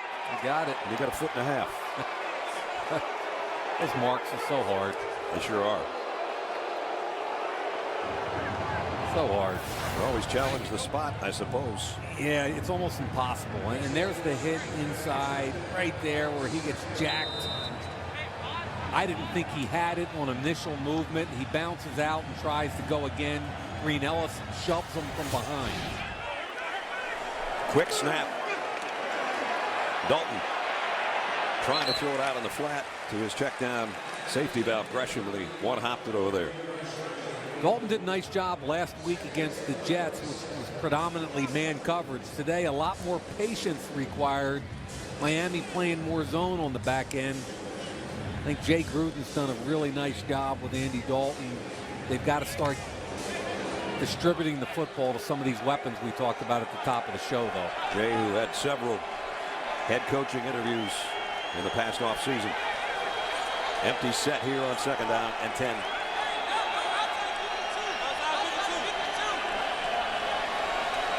Bernard, the tailback, out as an extra receiver to the right side as Dalton completes it to midfield. Only about a 2-yard pickup for A.J. Green, though. I mean, last week he gets Marvin Jones for 4 touchdowns of his 5 in the Jet game.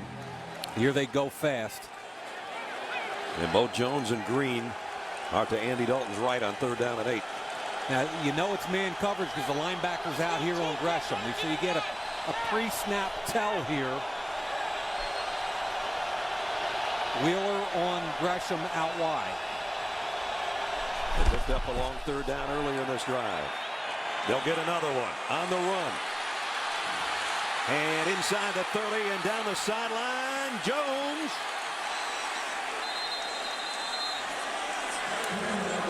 Touchdown.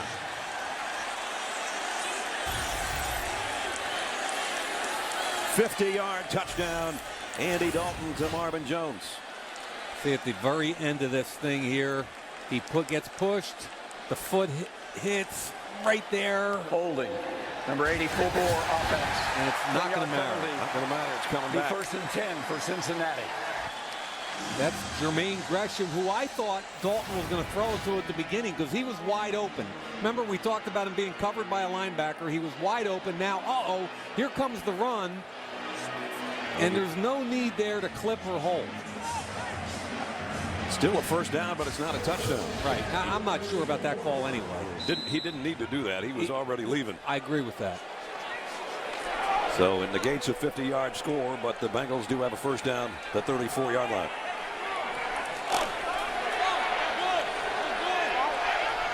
And Jarvis Green Ellis back in at tailback behind Dalton.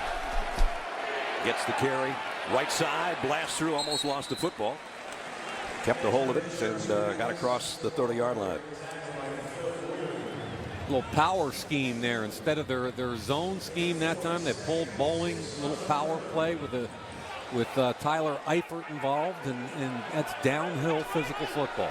Good opening drive here by Cincinnati. They've had to earn it, that's for sure, but they are in the 12th play of a 53-yard march. Trying to tie this game up.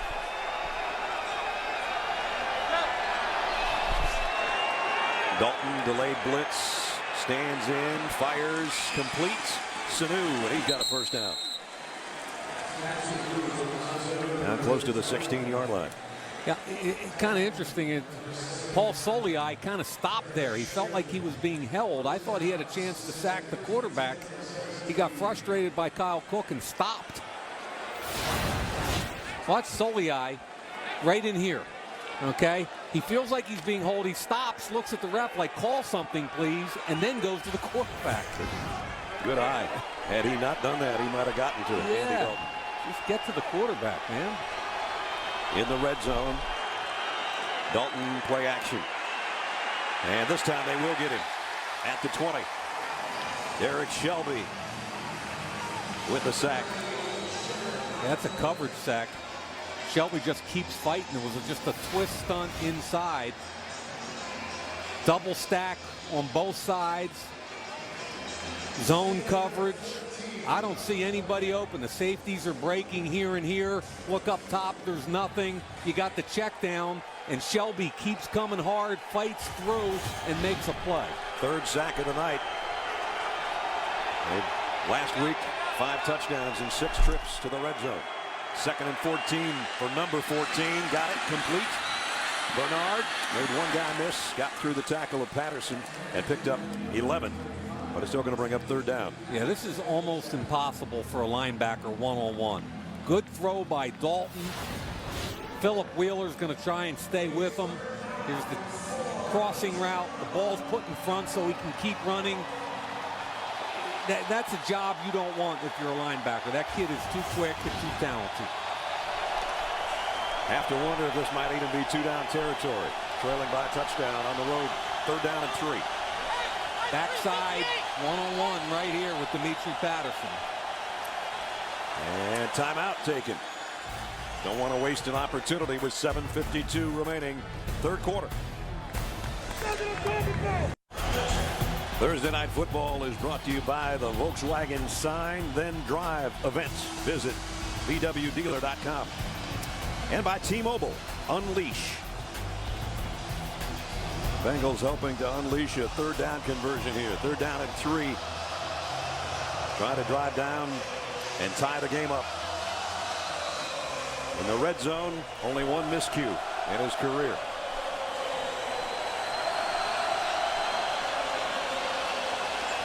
Biggest play of the ball game by either team on 3rd down.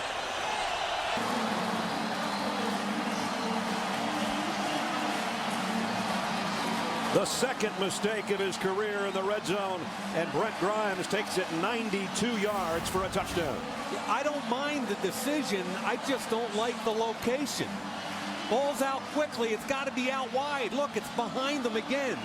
Both interceptions tonight behind. That one particularly egregious. That was a horrible throw. Brent Grimes was dragging a truck with him, but he got there. Gresham with a swat at the end to try to knock the ball away. But the veteran cornerback on a great play on the ball.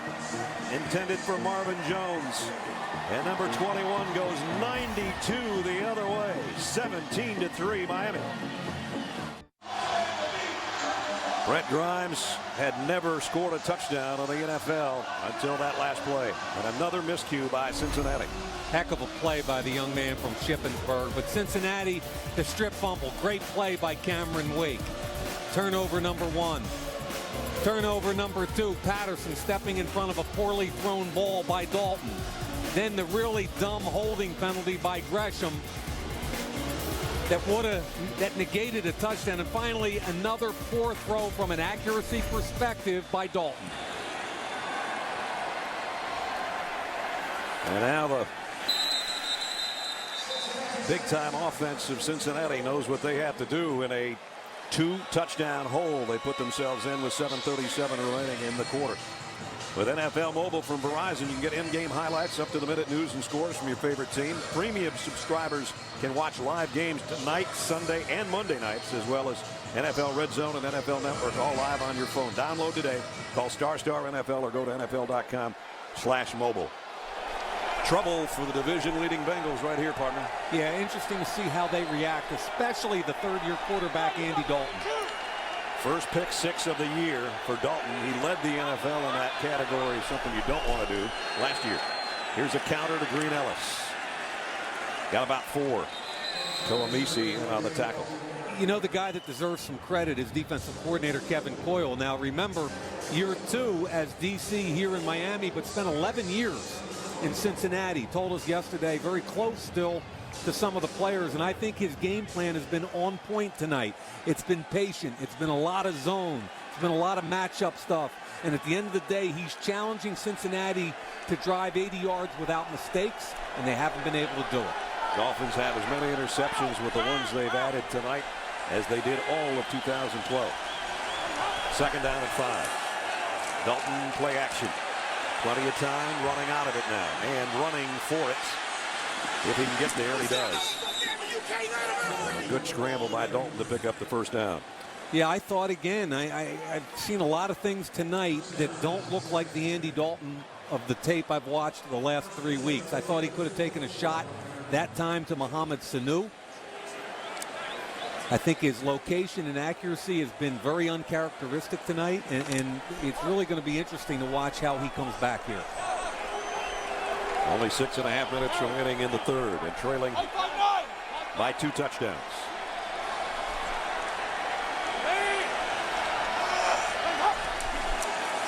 Quick throw out to Jones. Made 1 miss, 2 miss, not the third, but he did get out to the 40-yard line. Yeah, nice tackle by Olivier Vernon. I love when you see those interior players hustle out to a perimeter throw.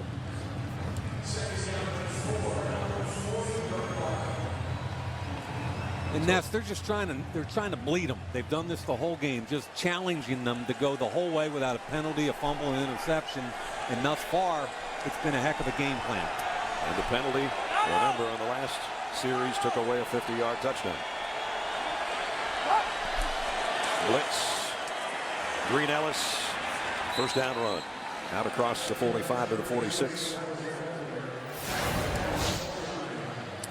Tui almost got there. You see Eifert here, the tight end, H-back. Tui gets into the backfield, but a good cut by Ben Jarvis, Green Ellis. You got to wonder the next time that Jay Gruden wants to dial up a pass play for Andy Dalton, where his head's going to be at. Yeah. He's got to forget all that. I think he is. I think he's a very resilient, tough-minded kid. He's a perfectionist, though, and admits that to us in our meetings. He's been imperfect tonight, and this one's batted in the air. Soliai got a big paw on it. He continues to get pressure against this interior 3. This time it's from Zeitler on the right side. There's the big left hand. Heck of a job. 6'4", 340 pounds. That could have been another big play right there. The way he hit that one probably hurt the football. Second down and 10. Soliai gets a breather. Dalton looking to complete a pass here. After a shaky ball game, he'll keep it on the ground. Bernard. Gio Bernard, first down, almost a horse collar at the end. It was, in fact, penalty marker down. I like the patience here by Jay Gruden. No panic. There's so much time left in this football game. Personal foul, horse collar tackle, number 20. Defense, 15-yard penalty enforced from the end of the run. First down. Rashad Jones, one of 5 Georgia Bulldog players on this Cincinnati team. We talked to Marvin Jones last night about the process prior to the draft, and he said they knew they were going to take a running back that was a change of pace. They could catch the football, could make you miss. They looked at all the running backs in the draft. Marvin Lewis personally went to University of North Carolina, where they fell in love with this kid. First back taken in the second round. The 37th pick. So it took a while to take it back, and here he comes out of the backfield. And again, he runs right by the first would-be tackler, Ellerbe. Yeah, I mean, that's stealing. I mean, he takes angles away from linebackers. Ellerbe can fly, but when he catches this football, now you accelerate. Ellerbe thinks he's got the angle, but he doesn't. And the kid's a little stronger than you think he is. Back-to-back 1,000-yard seasons at North Carolina, including 1,228 last year as a senior.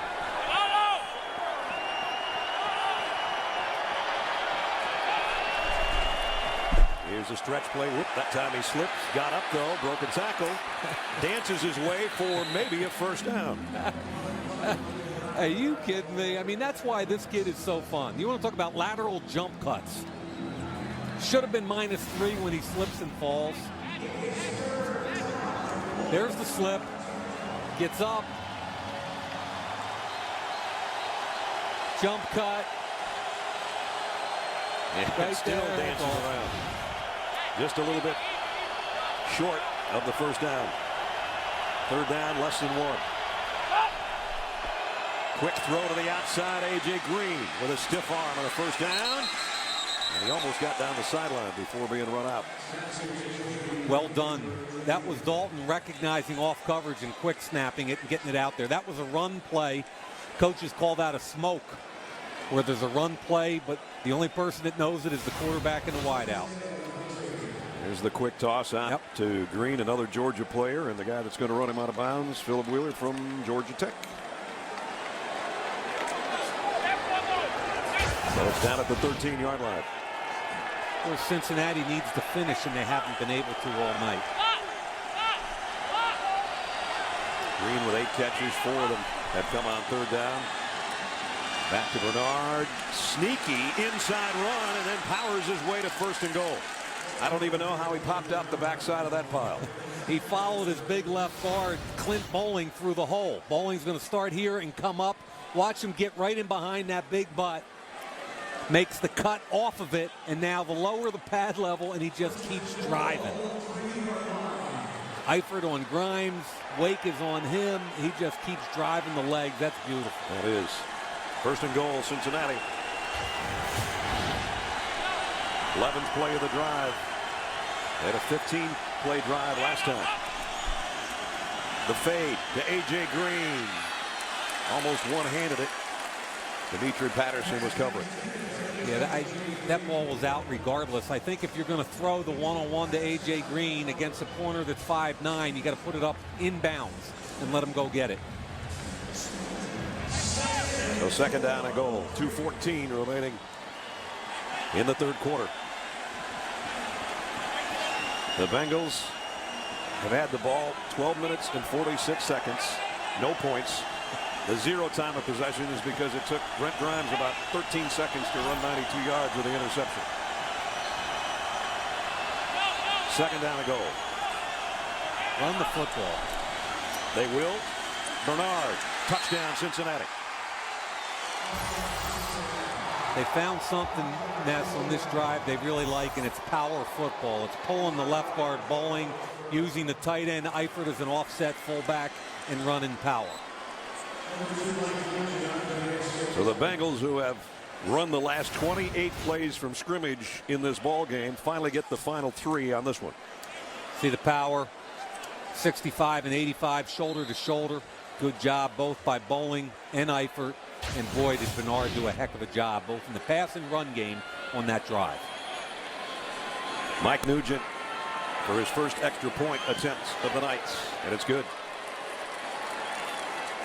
So a 12-play drive covers 80 yards for Cincinnati to get right back in the football game.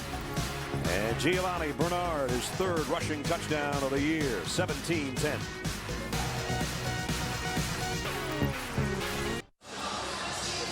Rookie out of North Carolina with a 3-yard touchdown plunge has made it a 1-score game here in Miami. And you got to wonder about the Dolphins defense and how gassed they might be. They've been out there the whole quarter with the exception of what we have left, 2:10. And the Bengals know how to take the football and go on long drives. Another 80-yarder to make it 17-10. Marcus Thigpen from a yard deep. Not going to make it to the 20. Just over 2 minutes remaining in the quarter. The Dolphins at home trying to snap a 4-game losing skid. The Bengals trying to win number 5 in a row. Great shot of Sun Life Stadium out in the middle of Miami Gardens. Don't forget Sunday's game day on NFL Network. Game day first at 7.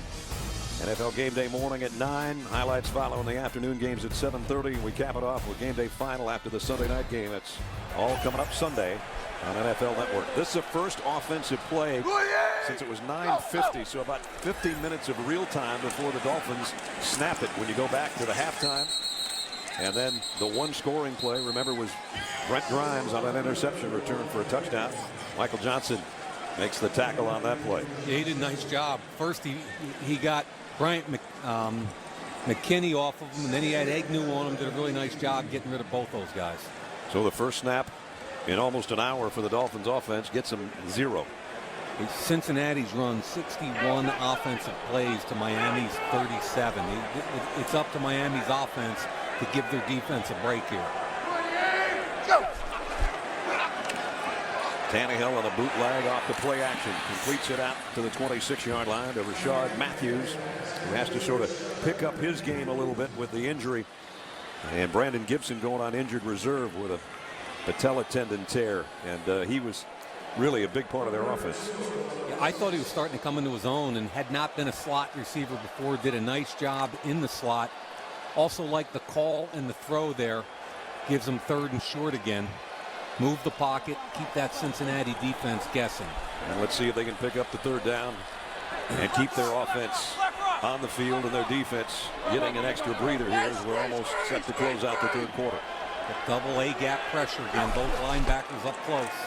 Tannehill, far side throw, Hartline's got the first down and run out of bounds, flag down.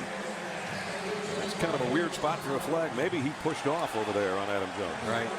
I've never seen more corners slip also than tonight. Pass interference, offense, number 82. Good call. 10-yard penalty. Repeat 3rd down. He looked a little too wide open the first time I saw it. Hartline working on Jones. I really don't see that, to be honest with you. And as a former defensive back, if I'm disagreeing with an offensive pass interference call, I don't see that one at all. Brian Hartline wasn't agreeing with it either, obviously.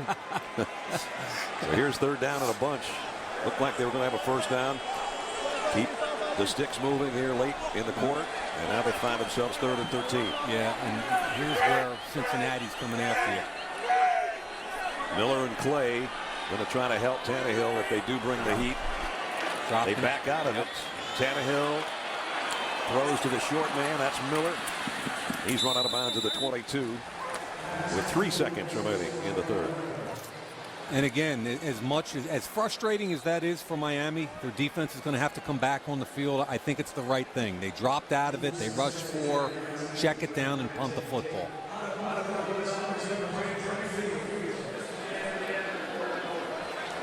And 3rd quarter has come to a close. And the Dolphins hold on in the final 15 minutes on their home field. We're about set to find out.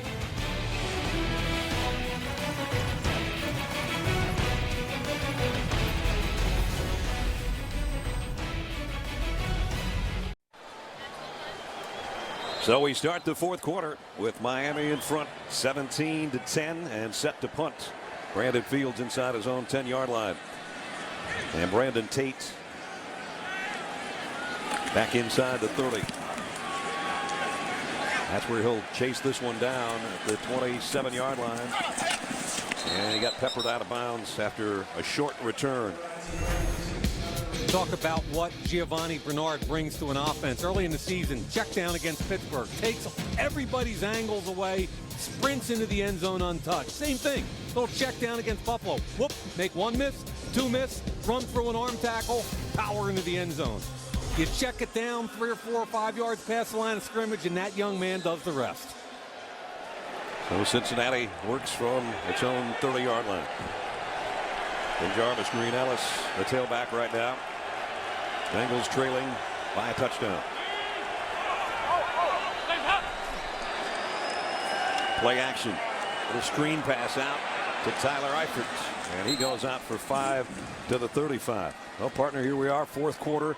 A team that's got a 2.5-game lead in their division. Cincinnati with the biggest one in the NFL. And a team that's trying to snap a 4-game losing skid. Yeah, and keep in mind, Miami's been here before. Last week against New England, let a lead get away. The week before against Buffalo, same thing. Miami needs to finish, and I think Cincinnati's played pretty sloppy tonight. I would totally agree with you. And so would that man. On 2nd and 5, Dolphins bringing a blitz. Greenella spins away from Matt and then some. And he's still on his feet out near midfield. That might be his longest run of the year. It's 14 yards. No, I think he's got a 15. And that's the longest one he's had is 15. Good spin move right there. Usually a power back. Shows a little bit of quickness. I like it. Well, he's wanting to keep his job at least halftime from Bernard, who's in there now. From the 49-yard line.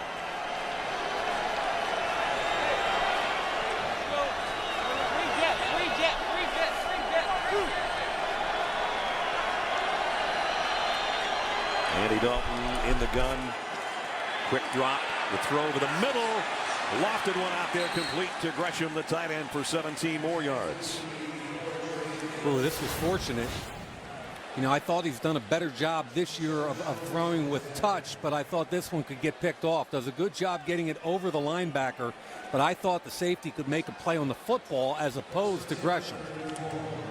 Gresham almost lost it at the end, but a first down at the 35. And it came out of his hand funny, too. Yeah, it did. 2 interceptions, no touchdowns for Dalton so far. Here's the toss to Bernard. Whoa.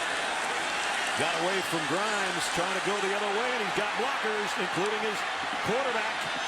Giovanni Bernard weaving his way for the Bengals. He might take it. Touchdown, Cincinnati. Holy mackerel. Are you kidding me? Did we just talk about this kid's ability to make people miss? Wow, what a run. Now, Eifert misses the block, and I think it's all over at the point of attack. Right here. And it should be. Grimes has him. And now he's running away from everybody. Andy Dalton out front, throws a block. Well, here comes the cutback. Oh, yeah. This kid is awesome. Longest run of the year, a 35-yard touchdown.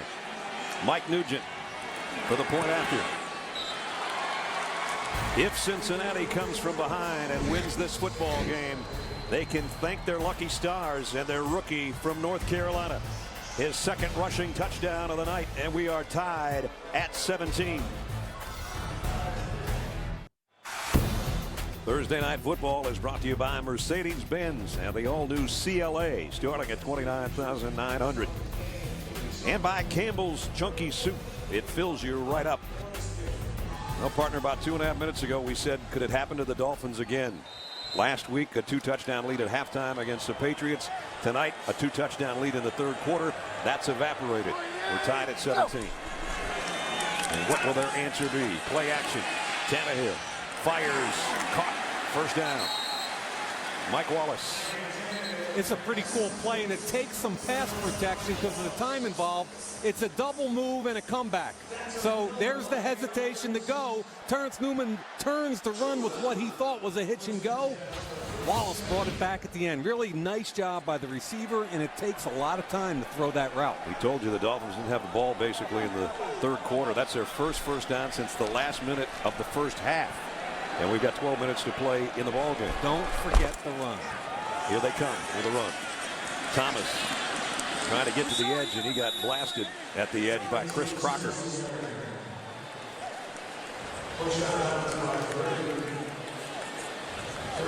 So no gain on the play, and second down and 10. I mean, they had 142 yards rushing in the first half, barely touched the football third quarter, right? Yep.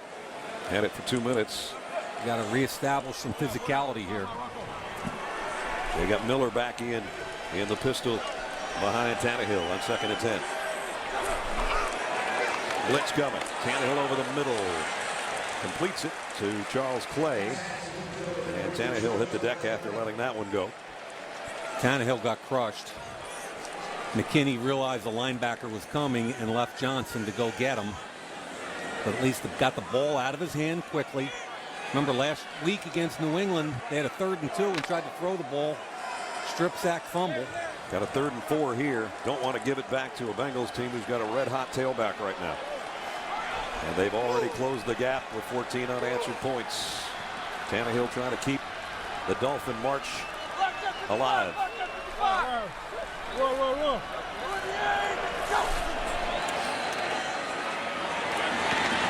And Mike Wallace trying to stretch out, but he landed about a yard shy. Yeah, I think he's short. I think we have to give this Dolphin offensive line a little credit, though. I mean, they're hanging in there.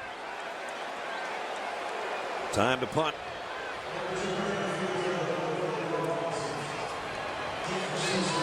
Look at the setup here at the offensive line.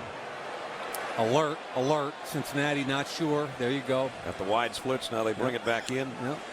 As you look behind Brandon Fields. And kicking the ball deep tonight. 54 yards a kick. We'd like to keep this one out of the hands of Tate on the other end, or at least make it non-returnable. And the bounce goes right to Tate. He had to take that one, or it might have rolled all the way down to the 1 yard line. So a little bit of a gutsy move, but he gets 9 yards on the return. 9:49 remaining in regulation. The Bengals have come from behind to tie it up, and they've got the ball in a minute. The Bengals have scored 14 unanswered. They've got the ball back at their own 22-yard line. 9:49 remaining in regulation. Green Ellis, very little, if anything.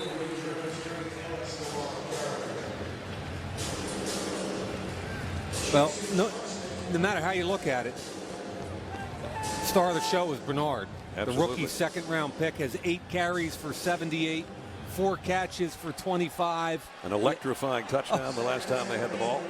Yeah, I mean, you add the thing up, he's got 12 touches for 103, including that great touchdown, Brad. Back in there behind Andy Dalton. Second down and 10.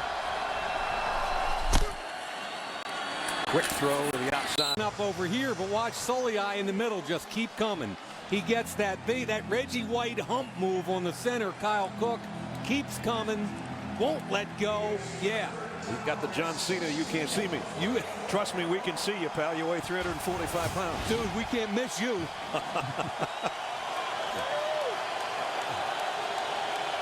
Third down and 16.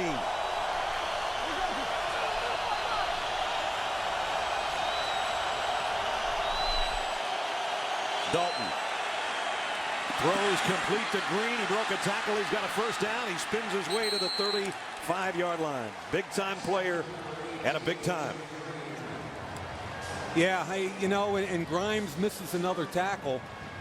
Miami tries to go with what they do here is a safety here and a safety back here. It's called a robber coverage. You're trying to force a throw over the middle of the field. Grimes, however, gets out of his pedal, and now when he breaks up, he doesn't make the tackle short of a first down. That's 4 straight 100-yard receiving games for A.J. Green. On a 3rd and 16, he got 21. First down at the 35. Bernard right in the middle of the pile this time, stood up after a 2-yard game. Randy Starks, Jared Odrick bring him down. That's the play they made money on the drive 2 drives ago. Power play. They've pulled the left guard bowling every single time. I don't think I've seen the right guard, Zeitler, pull it all. Tying a Bengal record with what I just said. Carl Pickens back in '94 had 4 straight 100-plus. Wow. And Ryan Tannehill can only look on, hoping his defense gets the ball back for him. Second down and 8. Got a chance to make a play here if they don't drop out. 3 wide outs for Dalton. Pump fakes one way and comes deep in the middle. Up in the air, and it's intercepted. Picked off by Ellerby, coming the other way. On a tip play, the middle linebacker with a play for Miami. He had single coverage out wide on A.J. Green, yet he decided to throw into double coverage. I don't understand it. Ball should have been caught. And then Ellerby, number 59, alertly picks it off. 3rd interception of the night by Andy Dalton. Andy Dalton had been almost perfect the last month of the season. 3 interceptions now tonight, ties a career high. And it gives the football back to the Dolphins with just under 5 minutes to play, with a chance to win and snap a 4-game losing streak. Lamar Miller Got the corner, tiptoes out of bounds with a first down. You know, Brad, on that interception, I was wrong. The safety came over the top and did double team A.J. Green. This is a correct read, and it is a heck of a throw. He fits it in between the linebacker and the safety. Sanu's got to catch this football. So that's my bad on the call with Dalton. The first two interceptions I hated. That one's not his fault. First down at the 30. Lamar Miller working on a 100-yard game now. 28, go, go. And he might have it with that run with forward progress, but he's knocked back by Burfict.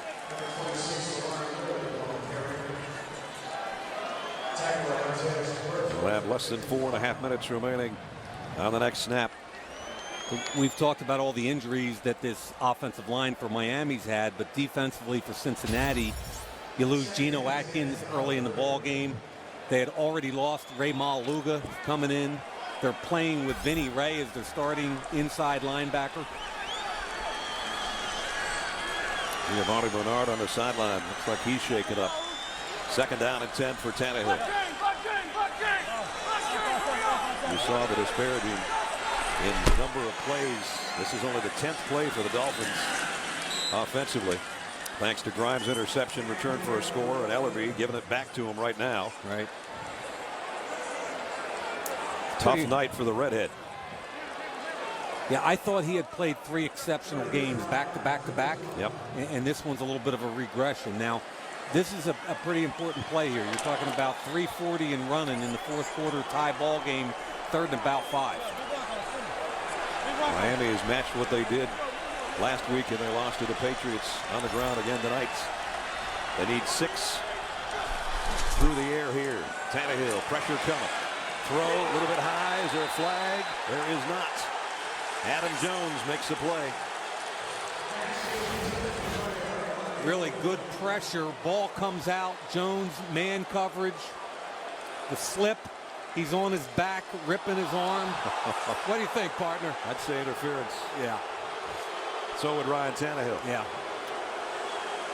Instead, it's punting time for Brandon Fields.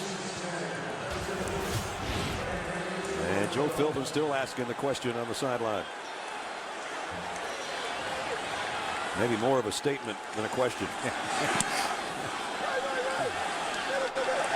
Tate from the 15. Low kick. Brandon Tate looking for a blocker. And he actually got a nice return out of it before he's run out of bounds. 3 minutes, 7 seconds. Andy Dalton's got another chance. Despite a 3-interception night, he'll have the football in a minute. The NFL is teaming up with Discovery to bring unprecedented in-season access. Get an uncensored look at what it takes for the 49ers and the Jaguars to prepare for their big game in London. NFL in season. 49ers versus the Jags tomorrow at 11 o'clock Eastern on Discovery. Well, the guy that tied the football game up, shaken up, we think, on this play. The last time he carried. And he's not in there right now when they need him. That means it's Ben-Jarvis, Green, Ellis in the backfield with Andy Dalton. 3:07 and 2 timeouts to work. A quick out dropped by Hawkins. Another drop pass. And Dimitri Patterson shaken up, making the play over there on the corner. And that was a really good play by Patterson. They went double stack, which is an alert to a bubble screen every time, and he fought through Tyler Eifert and made a play. 7th-year pro out of Tuskegee. Shaken up on the play. We'll check on him when we come back. Next Thursday, we'll make our final trip to the Metrodome. RG3 and Adrian Peterson set to display their wares as the Redskins meet the Vikings next Thursday night in Minneapolis. Hope you join us, 8 o'clock Eastern, 7 o'clock Central Time. Dimitri Patterson, I think his shoulder may have popped out. It looked like they tried to pop it back in for him. They're running out of corners. Remember, Nolan Carroll went out with a concussion earlier. R.J. Stanford's in now playing corner. Second down and 10. Dalton on a throwback to A.J. Green. Looking for blockers. A stiff arm, a sidestep, and a first down out around the 40-yard line.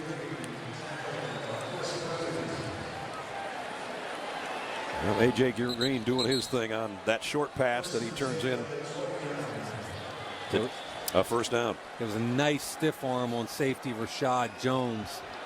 Boy, is he big and powerful, A.J. Green. 2:30 right now and counting.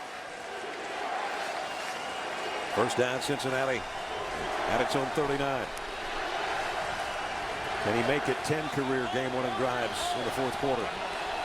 All they need is a field goal to take the lead. Little quick opening draw. Green Ellis takes a couple of tacklers with him for 3 yards, including Olivier Vernon.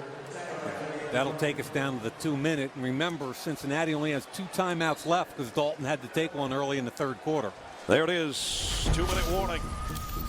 On Halloween night in South Florida. Final 2 minutes. It'll determine this game. Tied at 17. Thursday Night Football is brought to you by the new 2014 Lexus GX. Dare to be spontaneous. And by Bridgestone. Our passion for performance knows no bounds. Bernard is heading to the locker room. His 2 touchdowns have evened this game up, and now it's in the hands of Andy Dalton and company with the second down, I should say, at their own 42-yard line. They need about 20 to 25 yards to get in field goal range. Dalton throws on the run, and trying to bring it down was Marvin Jones. R.J. Stanford, that backup corner we were talking about, made the play. And I think it's very smart to attack Stanford. They're down a couple of corners. Dalton rolled out, which was not part of it. I think if he could have gotten that out there earlier, he had an opportunity, but a good job by R.J. Stanford. When you've had 3 interceptions on the night, but you are 8 of 11 on your third down conversions, here's where you become a star if you can pick up one more, if you're Andy Dalton. Cedric Pierman in the game at tailback. Dalton fires. Wow. Caught. And it's Sanu run out of bounds, but a first down, and again Dalton comes through on third down. Boy, is that good coverage by the nickel Jimmy Wilson, and he fits it in. He's on Sanu, going to get to his underneath hip and try to undercut it. Wow, the ball's put the only place it could be put. Watch this. He's had a couple tonight that weren't perfect. That one was. Give him credit. Game on the line. Minute 48. You're about 15 yards away from starting to think about a field goal. Watch it. First down at the 42. Eifert set in the backfield with Green Ellis, who will get the carry. And Jarvis got inside the 40, down around 38. That's smart. Now you force them to start burning timeouts. And there goes Miami's first. Again, a night that Andy Dalton would like to forget. He won't worry about the 3 picks if they win this game, but up until now. Yeah, the first 2 I didn't like at all. Bad location. Here's the one that killed him, the pick 6. That was really poorly thrown. The third interception was not on Dalton. It was a pinpoint throw over the linebacker in front of the safety. Sanu's got to make that catch. He doesn't. But not a great performance by Dalton. Give this team credit for coming back the way they have. Game on the line, that last throw, partner. Perfect. Great throw. 1 minute and 41 remaining. And again, they're closing in on Mike Nugent's field goal range. His career long is 55 yards. He's done that on a couple different occasions. But right now they're thinking, get some more real estate here and choose some more clock and make Miami use their timeouts. And that'll be the call. Green Ellis. And he backs his way for maybe 3 more yards. And Miami takes another timeout. With 1 minute 35 remaining. So another 300-yard game despite the 3 interceptions by Andy Dalton. Reminder for you, don't forget, coming up when the game is over, Rich and Dion and Marshall, Michael and Warren, they'll be live on the field breaking down the action, complete with highlights and player interviews. We don't know who their star of the game is going to be yet because we don't know who's going to win the game yet. But whoever's a star will be there with them on the Total Access postgame show. Partner, the problem here is balls on the 36-yard line. You want to be conservative. You want to run the ball. You want to force them to use a timeout, get a first down. And the problem is, though, the ball on the 36 plus 8, that's 44 plus 10 is 54. And you saw Mike Nugent kind of closing his eyes over there and breathing heavily if he gets a chance for a game winner. He's got 2 this year already. 3rd and 4. Blitz coming off the corner. Dalton's going to air it down the sideline. Sanu can't get there. The ball's out of bounds anyway. Brent Grimes was covering. Well, I'm really surprised by that throw. Pearman did a good job picking up the blitz, and they had single coverage with A.J. Green on Clemens. I think I'd work that one and try and get the first down more than an all-or-nothing deep shot. He won the Buffalo game in overtime. He had the game winner against the Lions. Still a lot of time left in this game, but this is from 54. This would be the 2nd longest field goal he's made in his NFL career. Nugent for the lead. Kick on the way. Crushed it. It's good. Crushed it. Veteran Mike Nugent out of Ohio State from 54 yards. Man, he crushed that. Will it be the game winner, though? Ryan Tannehill and the Dolphins offense still has something to say about that. That is 17 unanswered points, courtesy of the veteran kicker who had plenty to spare. 17 unanswered last week against New England, 27 unanswered. That one's good from about 60 easily. That guy right there, Marvin Lewis, has done a phenomenal job with this franchise. And I think if they continue to play like they have, Brad, both their coordinators are going to be highly considered for a head coaching job this coming season. Jay Gruden on offense and Mike Zimmer, the defensive coordinator. Yeah. Quite a comeback by Cincinnati. And now number 17 will have his chance. Dolphins have never lost 2 straight when they've had a 2-touchdown lead. Speaking of Gruden, I didn't think we were in Tampa. There's John. Came to see his brother coach tonight. Yep. Jay's a good coach, man. Really good coach. Al Nugent, who just hit the big kick to kick off. Running up on it 5 yards deep. Big Ben bringing it out. Looking for a crease.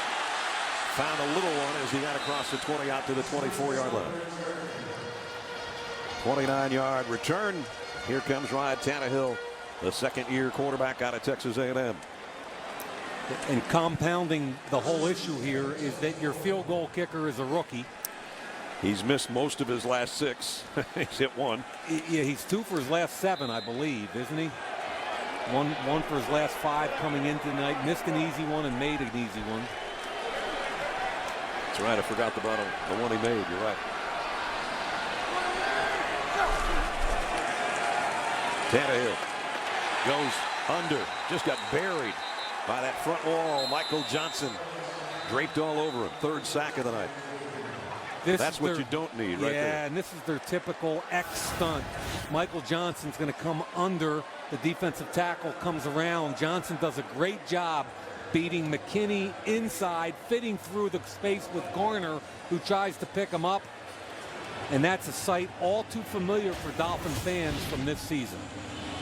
Michael Johnson, who had 11.5 sacks last year, a big one there to force Miami to take its final timeout. Now it's 2nd down and 17. It's out of Andy Dalton's hands right now and in the hands of Ryan Tannehill. This is where it's difficult. They're not, we talked earlier, Brad, they're not a chunk team. They have difficulties getting the ball down the field. Of course, they'd love to get a long ball to Mike Wallace, but you got to have time to throw to number 11. There he is, out to the right side on 2nd and 17. Tannehill got one down to Matthews. Not going to be a first down, though. Going to have to hustle.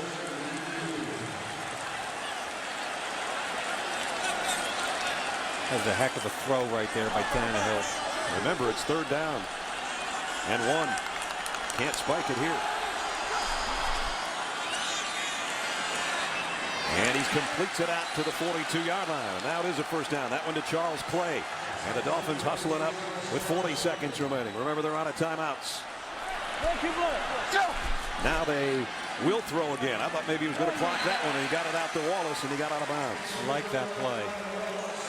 Everybody stayed still, basically, except for the 2 people involved. 3 if you count the center. Right. And there is the kicker, Caleb Sturgis, a rookie out of Florida, hoping for a chance.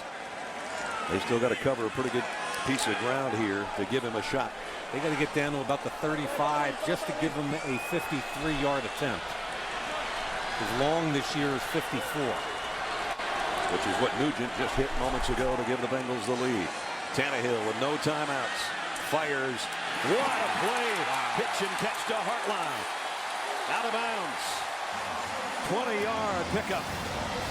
Crafty move by Hartline, getting open over Adam Jones. Drags both feet. Holds onto the football. That's a wonderful throw and catch. Down to the 32-yard line. So they're in field goal range. And they still have 27 seconds to play with. But no timeouts, remember. Blitz coming. Tannehill almost threw that one to the wrong jersey. Rashard Matthews was the intended receiver. That last play, what a nice job. This is cover 2-man, where the corner trails the receiver and the safety comes over the top. It's pretty good coverage, but just a beautiful throw. Tannehill's made back-to-back beautiful throws. Hartline drags the feet. That's a huge play. Now down to 24 seconds and no timeouts. 2nd down and 10. Even if it's in the field of play, you should have time to go up, get your lineup, and clock it to get your field goal unit out there. But they'll go to the outside and not worry about that, with Hartline making his 2nd catch on this drive. 6 more yards to the 26. Hartline, a crafty receiver, faster than people think. Can play inside and outside. Caught over 1,000 yards worth of passes last year. 2 biggest catches for him tonight have come in this drive. 3rd down and 4. Sturgis 1 for 2 tonight. As Mike said, his career long and season long is the same as a rookie, 54 yards. Tannehill can't take a sack here. Almost got hit. Threw into coverage. Incomplete. And here comes the field goal unit. Yeah.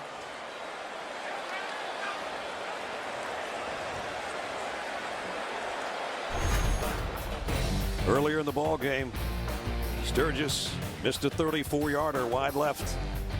Last week against the Patriots, he hit a 52-yarder. He missed a 46-yarder and had a 39-yarder blocked. This is a 44-yard field goal attempt. And the Dolphins, Cincinnati will take a timeout to try to put a little more pressure on the rookie. And keep in mind, watching some of their tape this year on field goal attempts, they've been weak up the middle. Yes, they have. Last week, New England got one up the middle. They've been pushed back repeatedly.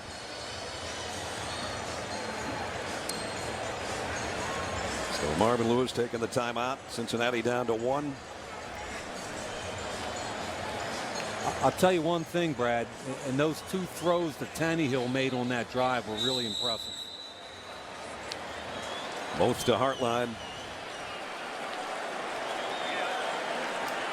So now it's John Denny to snap. Brandon Fields to hold. Caleb Sturgis to try to tie it up from 44 yards out. Kick on the way, and it's perfect. Nice job, kid. Nice job.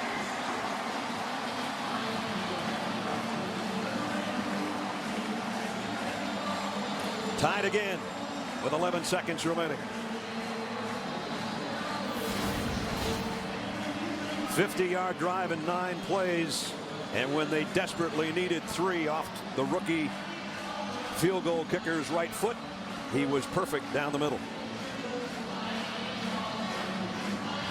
You know what I like, Brad? In the last 2 drives, both quarterbacks were at their best all day long. That's right. Dalton dropped a couple in. Tannehill on that drive. Really kind of cool to see young quarterbacks come back with the game on the line and play well.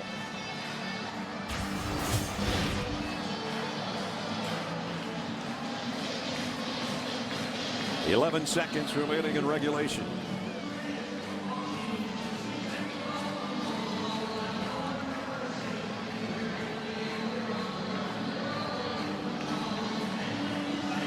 Wow, what a way to come back after a rough couple of weeks as the Dolphin kicker. The rookie who played his college ball right here in the States. He could run for mayor of South Beach right now if they win this football game. Joe Philbin relieved, get this game into overtime.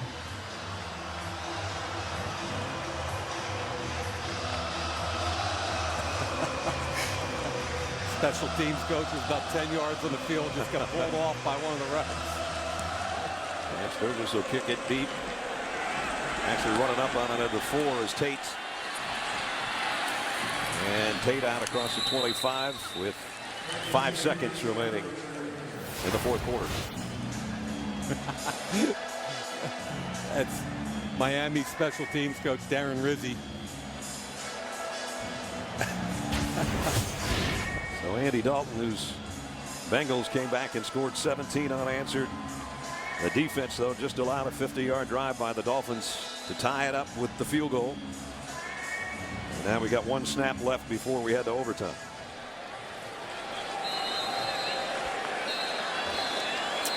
So the Bengals have been in an overtime this year, and they won it.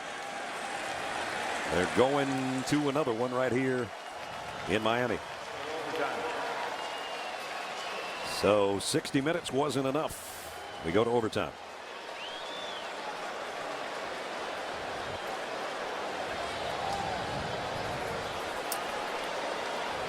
So Bill Levy will walk out there, the referee, and reflip the coin. Brad, this is a little different than college football. You know, in the college football overtime scenario, you want the ball last because you want to see what you have to beat or tie. I think in this situation, you're only going to play 1 quarter. And remember what the rules are here. If you get the ball first and take it back for a touchdown, the game's over. Right. If you kick a field goal, then the other team gets a shot to match or beat you. So, all right, captains, we will play an overtime period of up to 15 minutes. Both teams will be given an opportunity to possess the ball unless the first team that gets the ball scores a touchdown or there's a defensive score. If neither team scores, the game will be recorded as a tie. 4th quarter timing rules will be in effect. Each team is given 2 timeouts, and all the replays will be from the replay booth. Cincinnati are the visitors. You'll call it. Tail and a head. Tails. And it's heads. You want the ball. What goal do you want it to hit? You're in the right direction. That couldn't have been explained any better than Bill Levy just did. So overtime on Thursday Night Football. The Dolphins, who came back to get the late field goal, will have the first shot when we come back.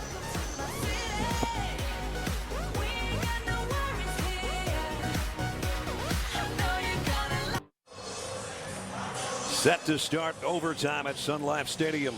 Brad Nessler, Mike Mayock, Alex Flanagan, and our NFL Network crew, as 4 quarters was not enough. The Dolphins won the toss, and Tannehill and company will have the first shot at it.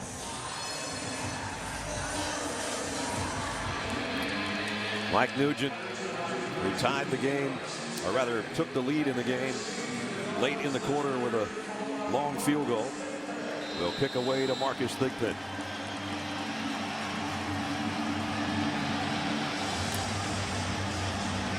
Well, they got their money's worth and then some on Halloween night in South Florida. Thigpen will have to take a knee here. So out to the 20 come the Dolphins. As Mike said earlier, Tannehill and Andy Dalton, when they had to be at their best on the last 2 drives, were. And let's see if that continues for the second-year quarterback.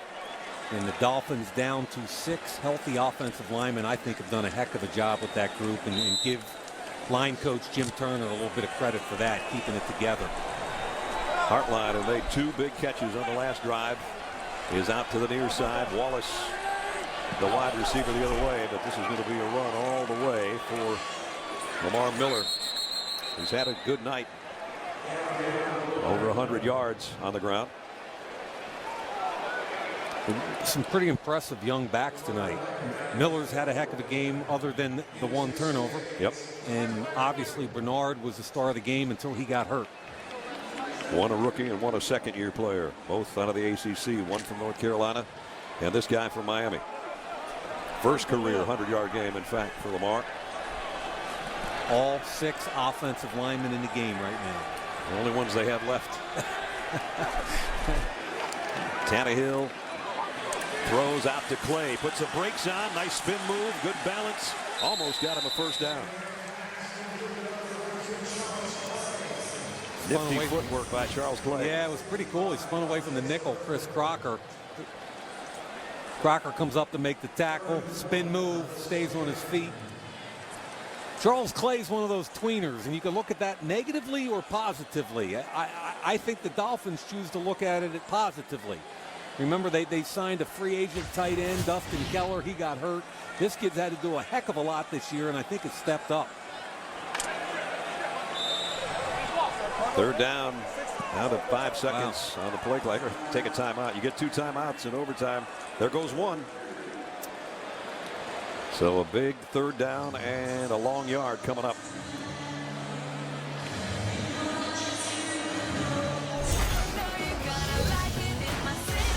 City will be Minneapolis next Thursday night. RG3, AD2. It'll be fun. 2 of the most electrifying guys in football, the Redskins and the Vikings, next Thursday night from the Metrodome.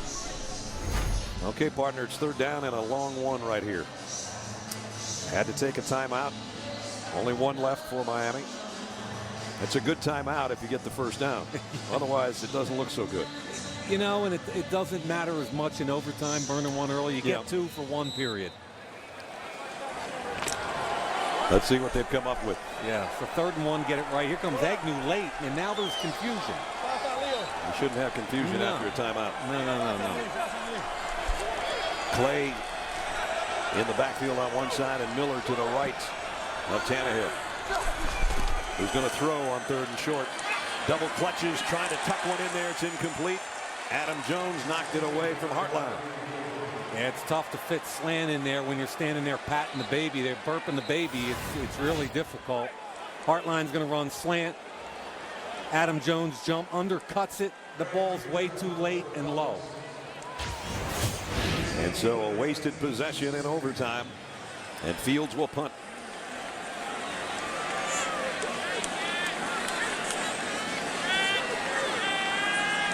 So Miami's had its possession. Bengals are not set to get theirs, and it'll be taken on a hop again by Tate. Does a nice job to save some extra yardage because that was going to take a Miami roll. Don Jones down there to make the stop. Andy Dalton time again.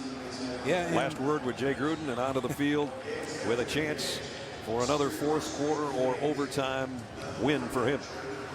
Advantage Cincinnati when you make that initial stop. Yep. Field goal or touchdown, game over.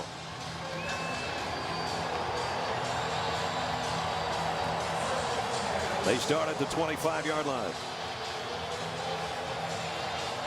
Miami defense has been very good all night long, being asked one more time to give it back to their offense. Green Ellis on a counter, trying to stiff arm to get outside. Dolphins aren't going to let him. Loss of a yard. Randy Stark stayed with it. Good job at the point of attack. Anthony Collins got no movement on the defensive end of that side. Olivier Vernon, who I think's played a really good game. Yeah, he has. Playing here in where he went to college, University of Miami. Born here too. Didn't have to leave the state to play football. Loss of a yard, 2nd down and 11.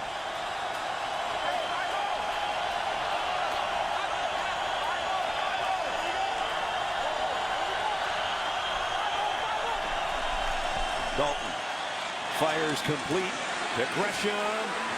Drags the tackler with him for a first down out to the 39-yard line. Yeah, and that was fortunate because Gresham and A.J. Green both ran a route to the exact same place. Watch them. This is a mistake here. Green thinks he's got it, but it goes to Gresham. And either way, they'll take it. Grimes thought Green had it too. Right? That's very, very fortunate for Cincinnati. They make a mental mistake and come away with a first down. Just inside their own 40. Green Ellis, a stop, a spin, broke a tackle, and made something out of nothing. Ellerby put him down, but he got 3 yards.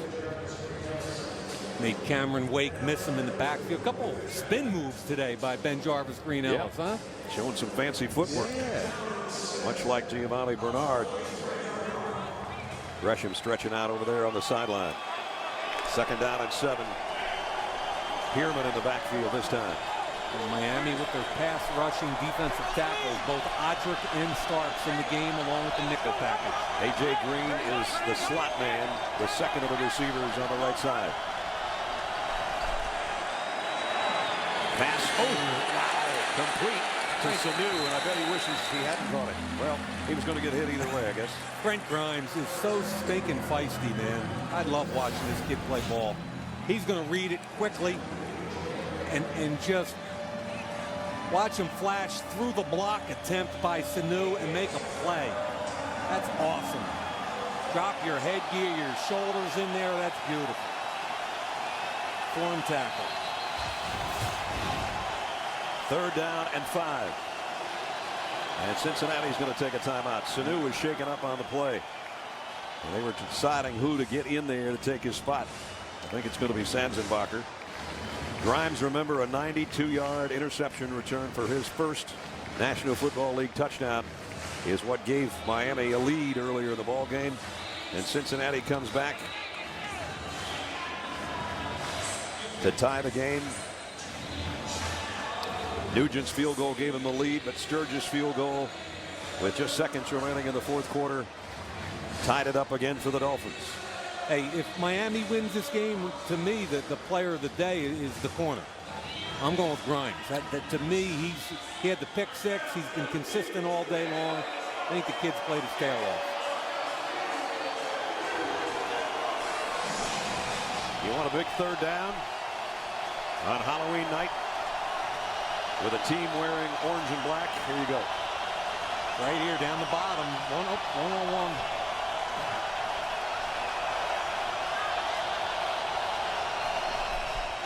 Blitz.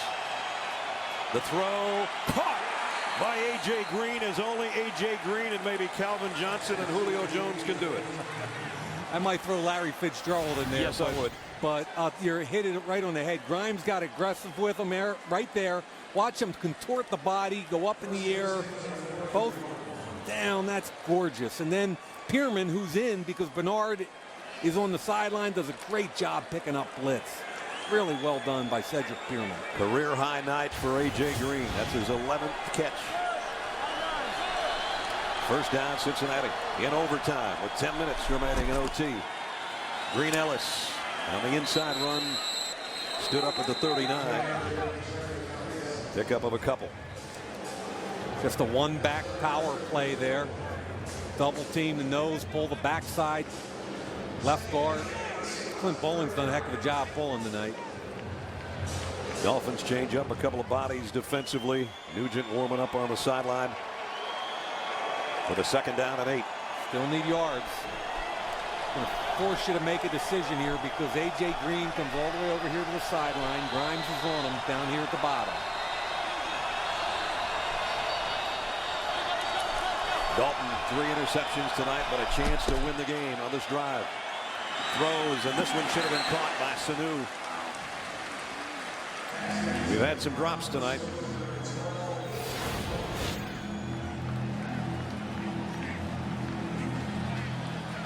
Right through his hands. Yeah, not a whole lot to say there. Self-explanatory. They still need some yardage here. Mike, A.J. Green has had 6 third down catches tonight. He's going to go out to the top of your screen. And this time, Grimes does not match him. It's Sanford. I think Dalton's eyes have got to be huge. 3rd and 8. Dolphins bring an extra rusher. And it's knocked down by Ellerby. The pressure from Wake against the right tackle is what disrupted this play. From the right side of your screen, look at Wake come, gets a piece of the quarterback who cannot step into the throw. It would be about a 56 or 7-yard field goal. They bring out the punter. He's hit a couple inside the 10 tonight. Kevin Huber, the left footer, high, wobbly kick. Fair caught around the 13-yard line. Only a 26-yard punt that time. And Tannehill gets another shot.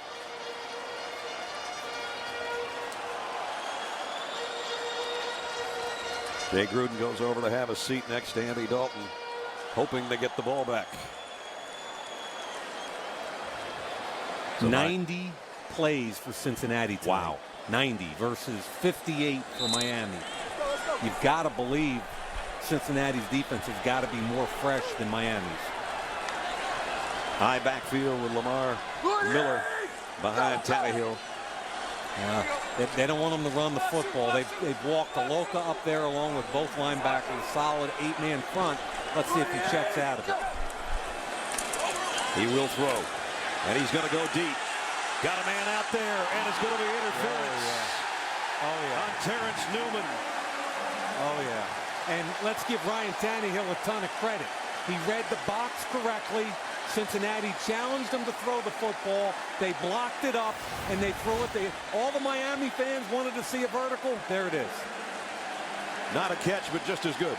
Just as good. All day long. Dolphins in Bengal territory. A 38-yard penalty at the 48-yard line. And Terrence Newman gets a flag right in his face. Look at him just run away from Newman.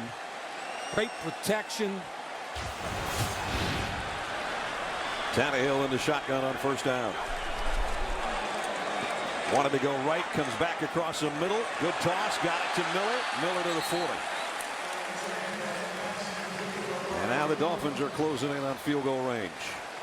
Tannehill growing up right here a little bit. He wanted to go out wide, came back underneath, checked it down. I love the decision to check it down. Sturgis just pacing by himself over there on the Miami sideline. Daniel Thomas back in at tailback on 2nd down and 2. Here he comes into the middle of the pile. Should have the first down with that carry.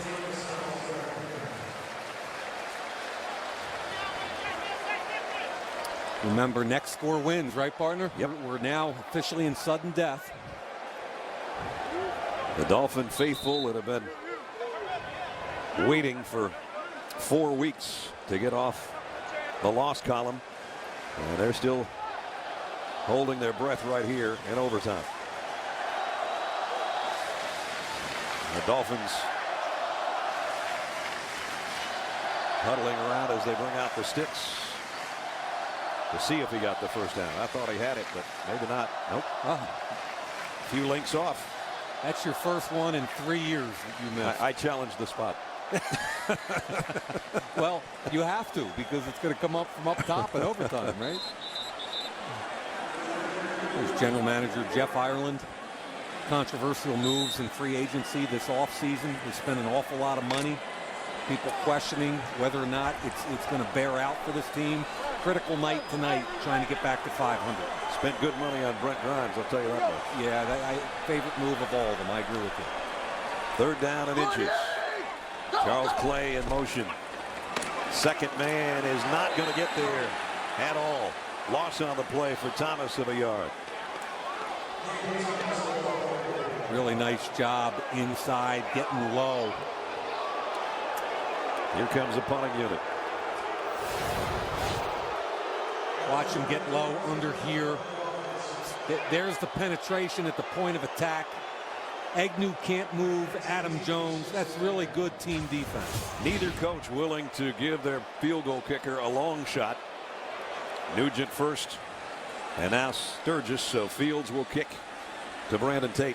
Good point. Both of them were on the 40-yard line, would effectively be 58-yard attempts, and neither willing to give that field position to the other team.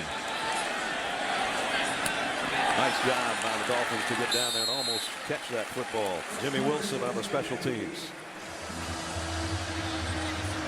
So Cincinnati's got the ball back, but the Bengals are in a hole here at the 8-yard line. 6:52. Remember, if nobody scores, you get one of those strange ones on the end of your column after the wins and the losses. Yep. Still plenty of time. 6:52 left in overtime. Each team with one of their allotted 2 timeouts remaining.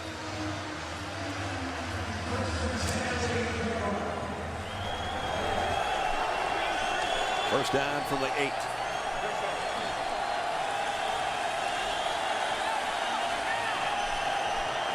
Dalton in the shotgun.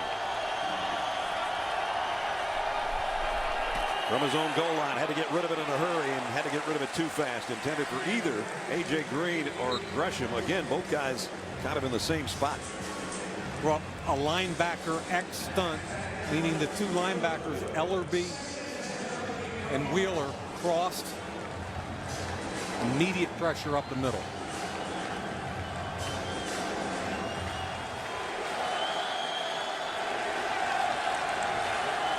Second down and 10. Quick snap, they got him. Dalton airing it down the sideline. His receiver fell down. A.J. Green incomplete. Grimes was covering. They had a chance here too because they quick snapped them and Miami wasn't set. Matter of fact, one of their linebackers was calling for. That was just a slip. They didn't get their feet tangled up. And that one never had a chance once A.J. Green went down. Look at it, they're calling timeout in here. They're not ready to go. Dalton alertly trying to take a deep shot, but Grimes is not the guy that's trying to compete with. The Dolphins can get a stop here. They're going to get great field position on the next punt.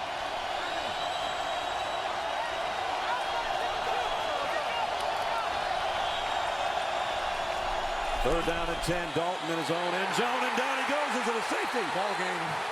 It is. Dolphins win.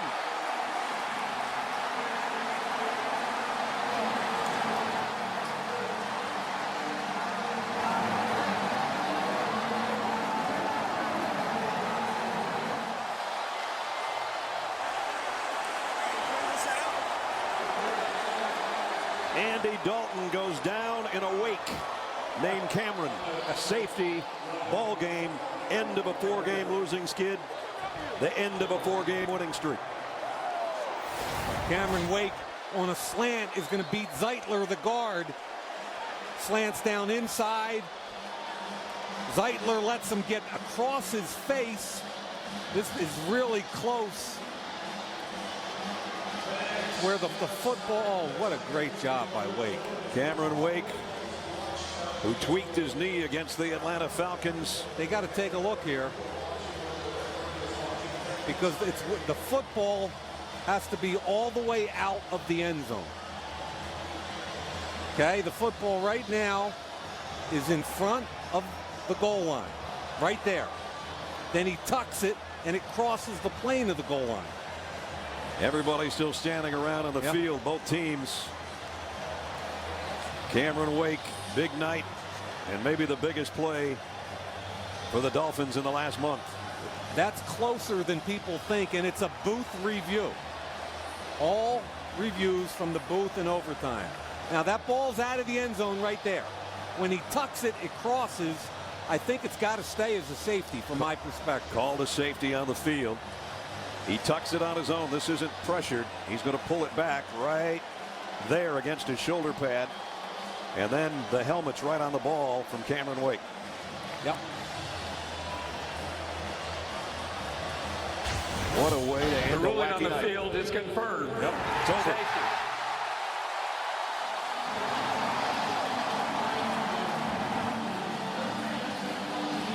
Cameron Wake pulls the trick, and the Dolphins have a treat on Halloween night. I give Miami a ton of credit. It looked like the same old Dolphins giving up a lead in the second half. They hung in there, made plays, and the biggest play of all by Cameron Wake.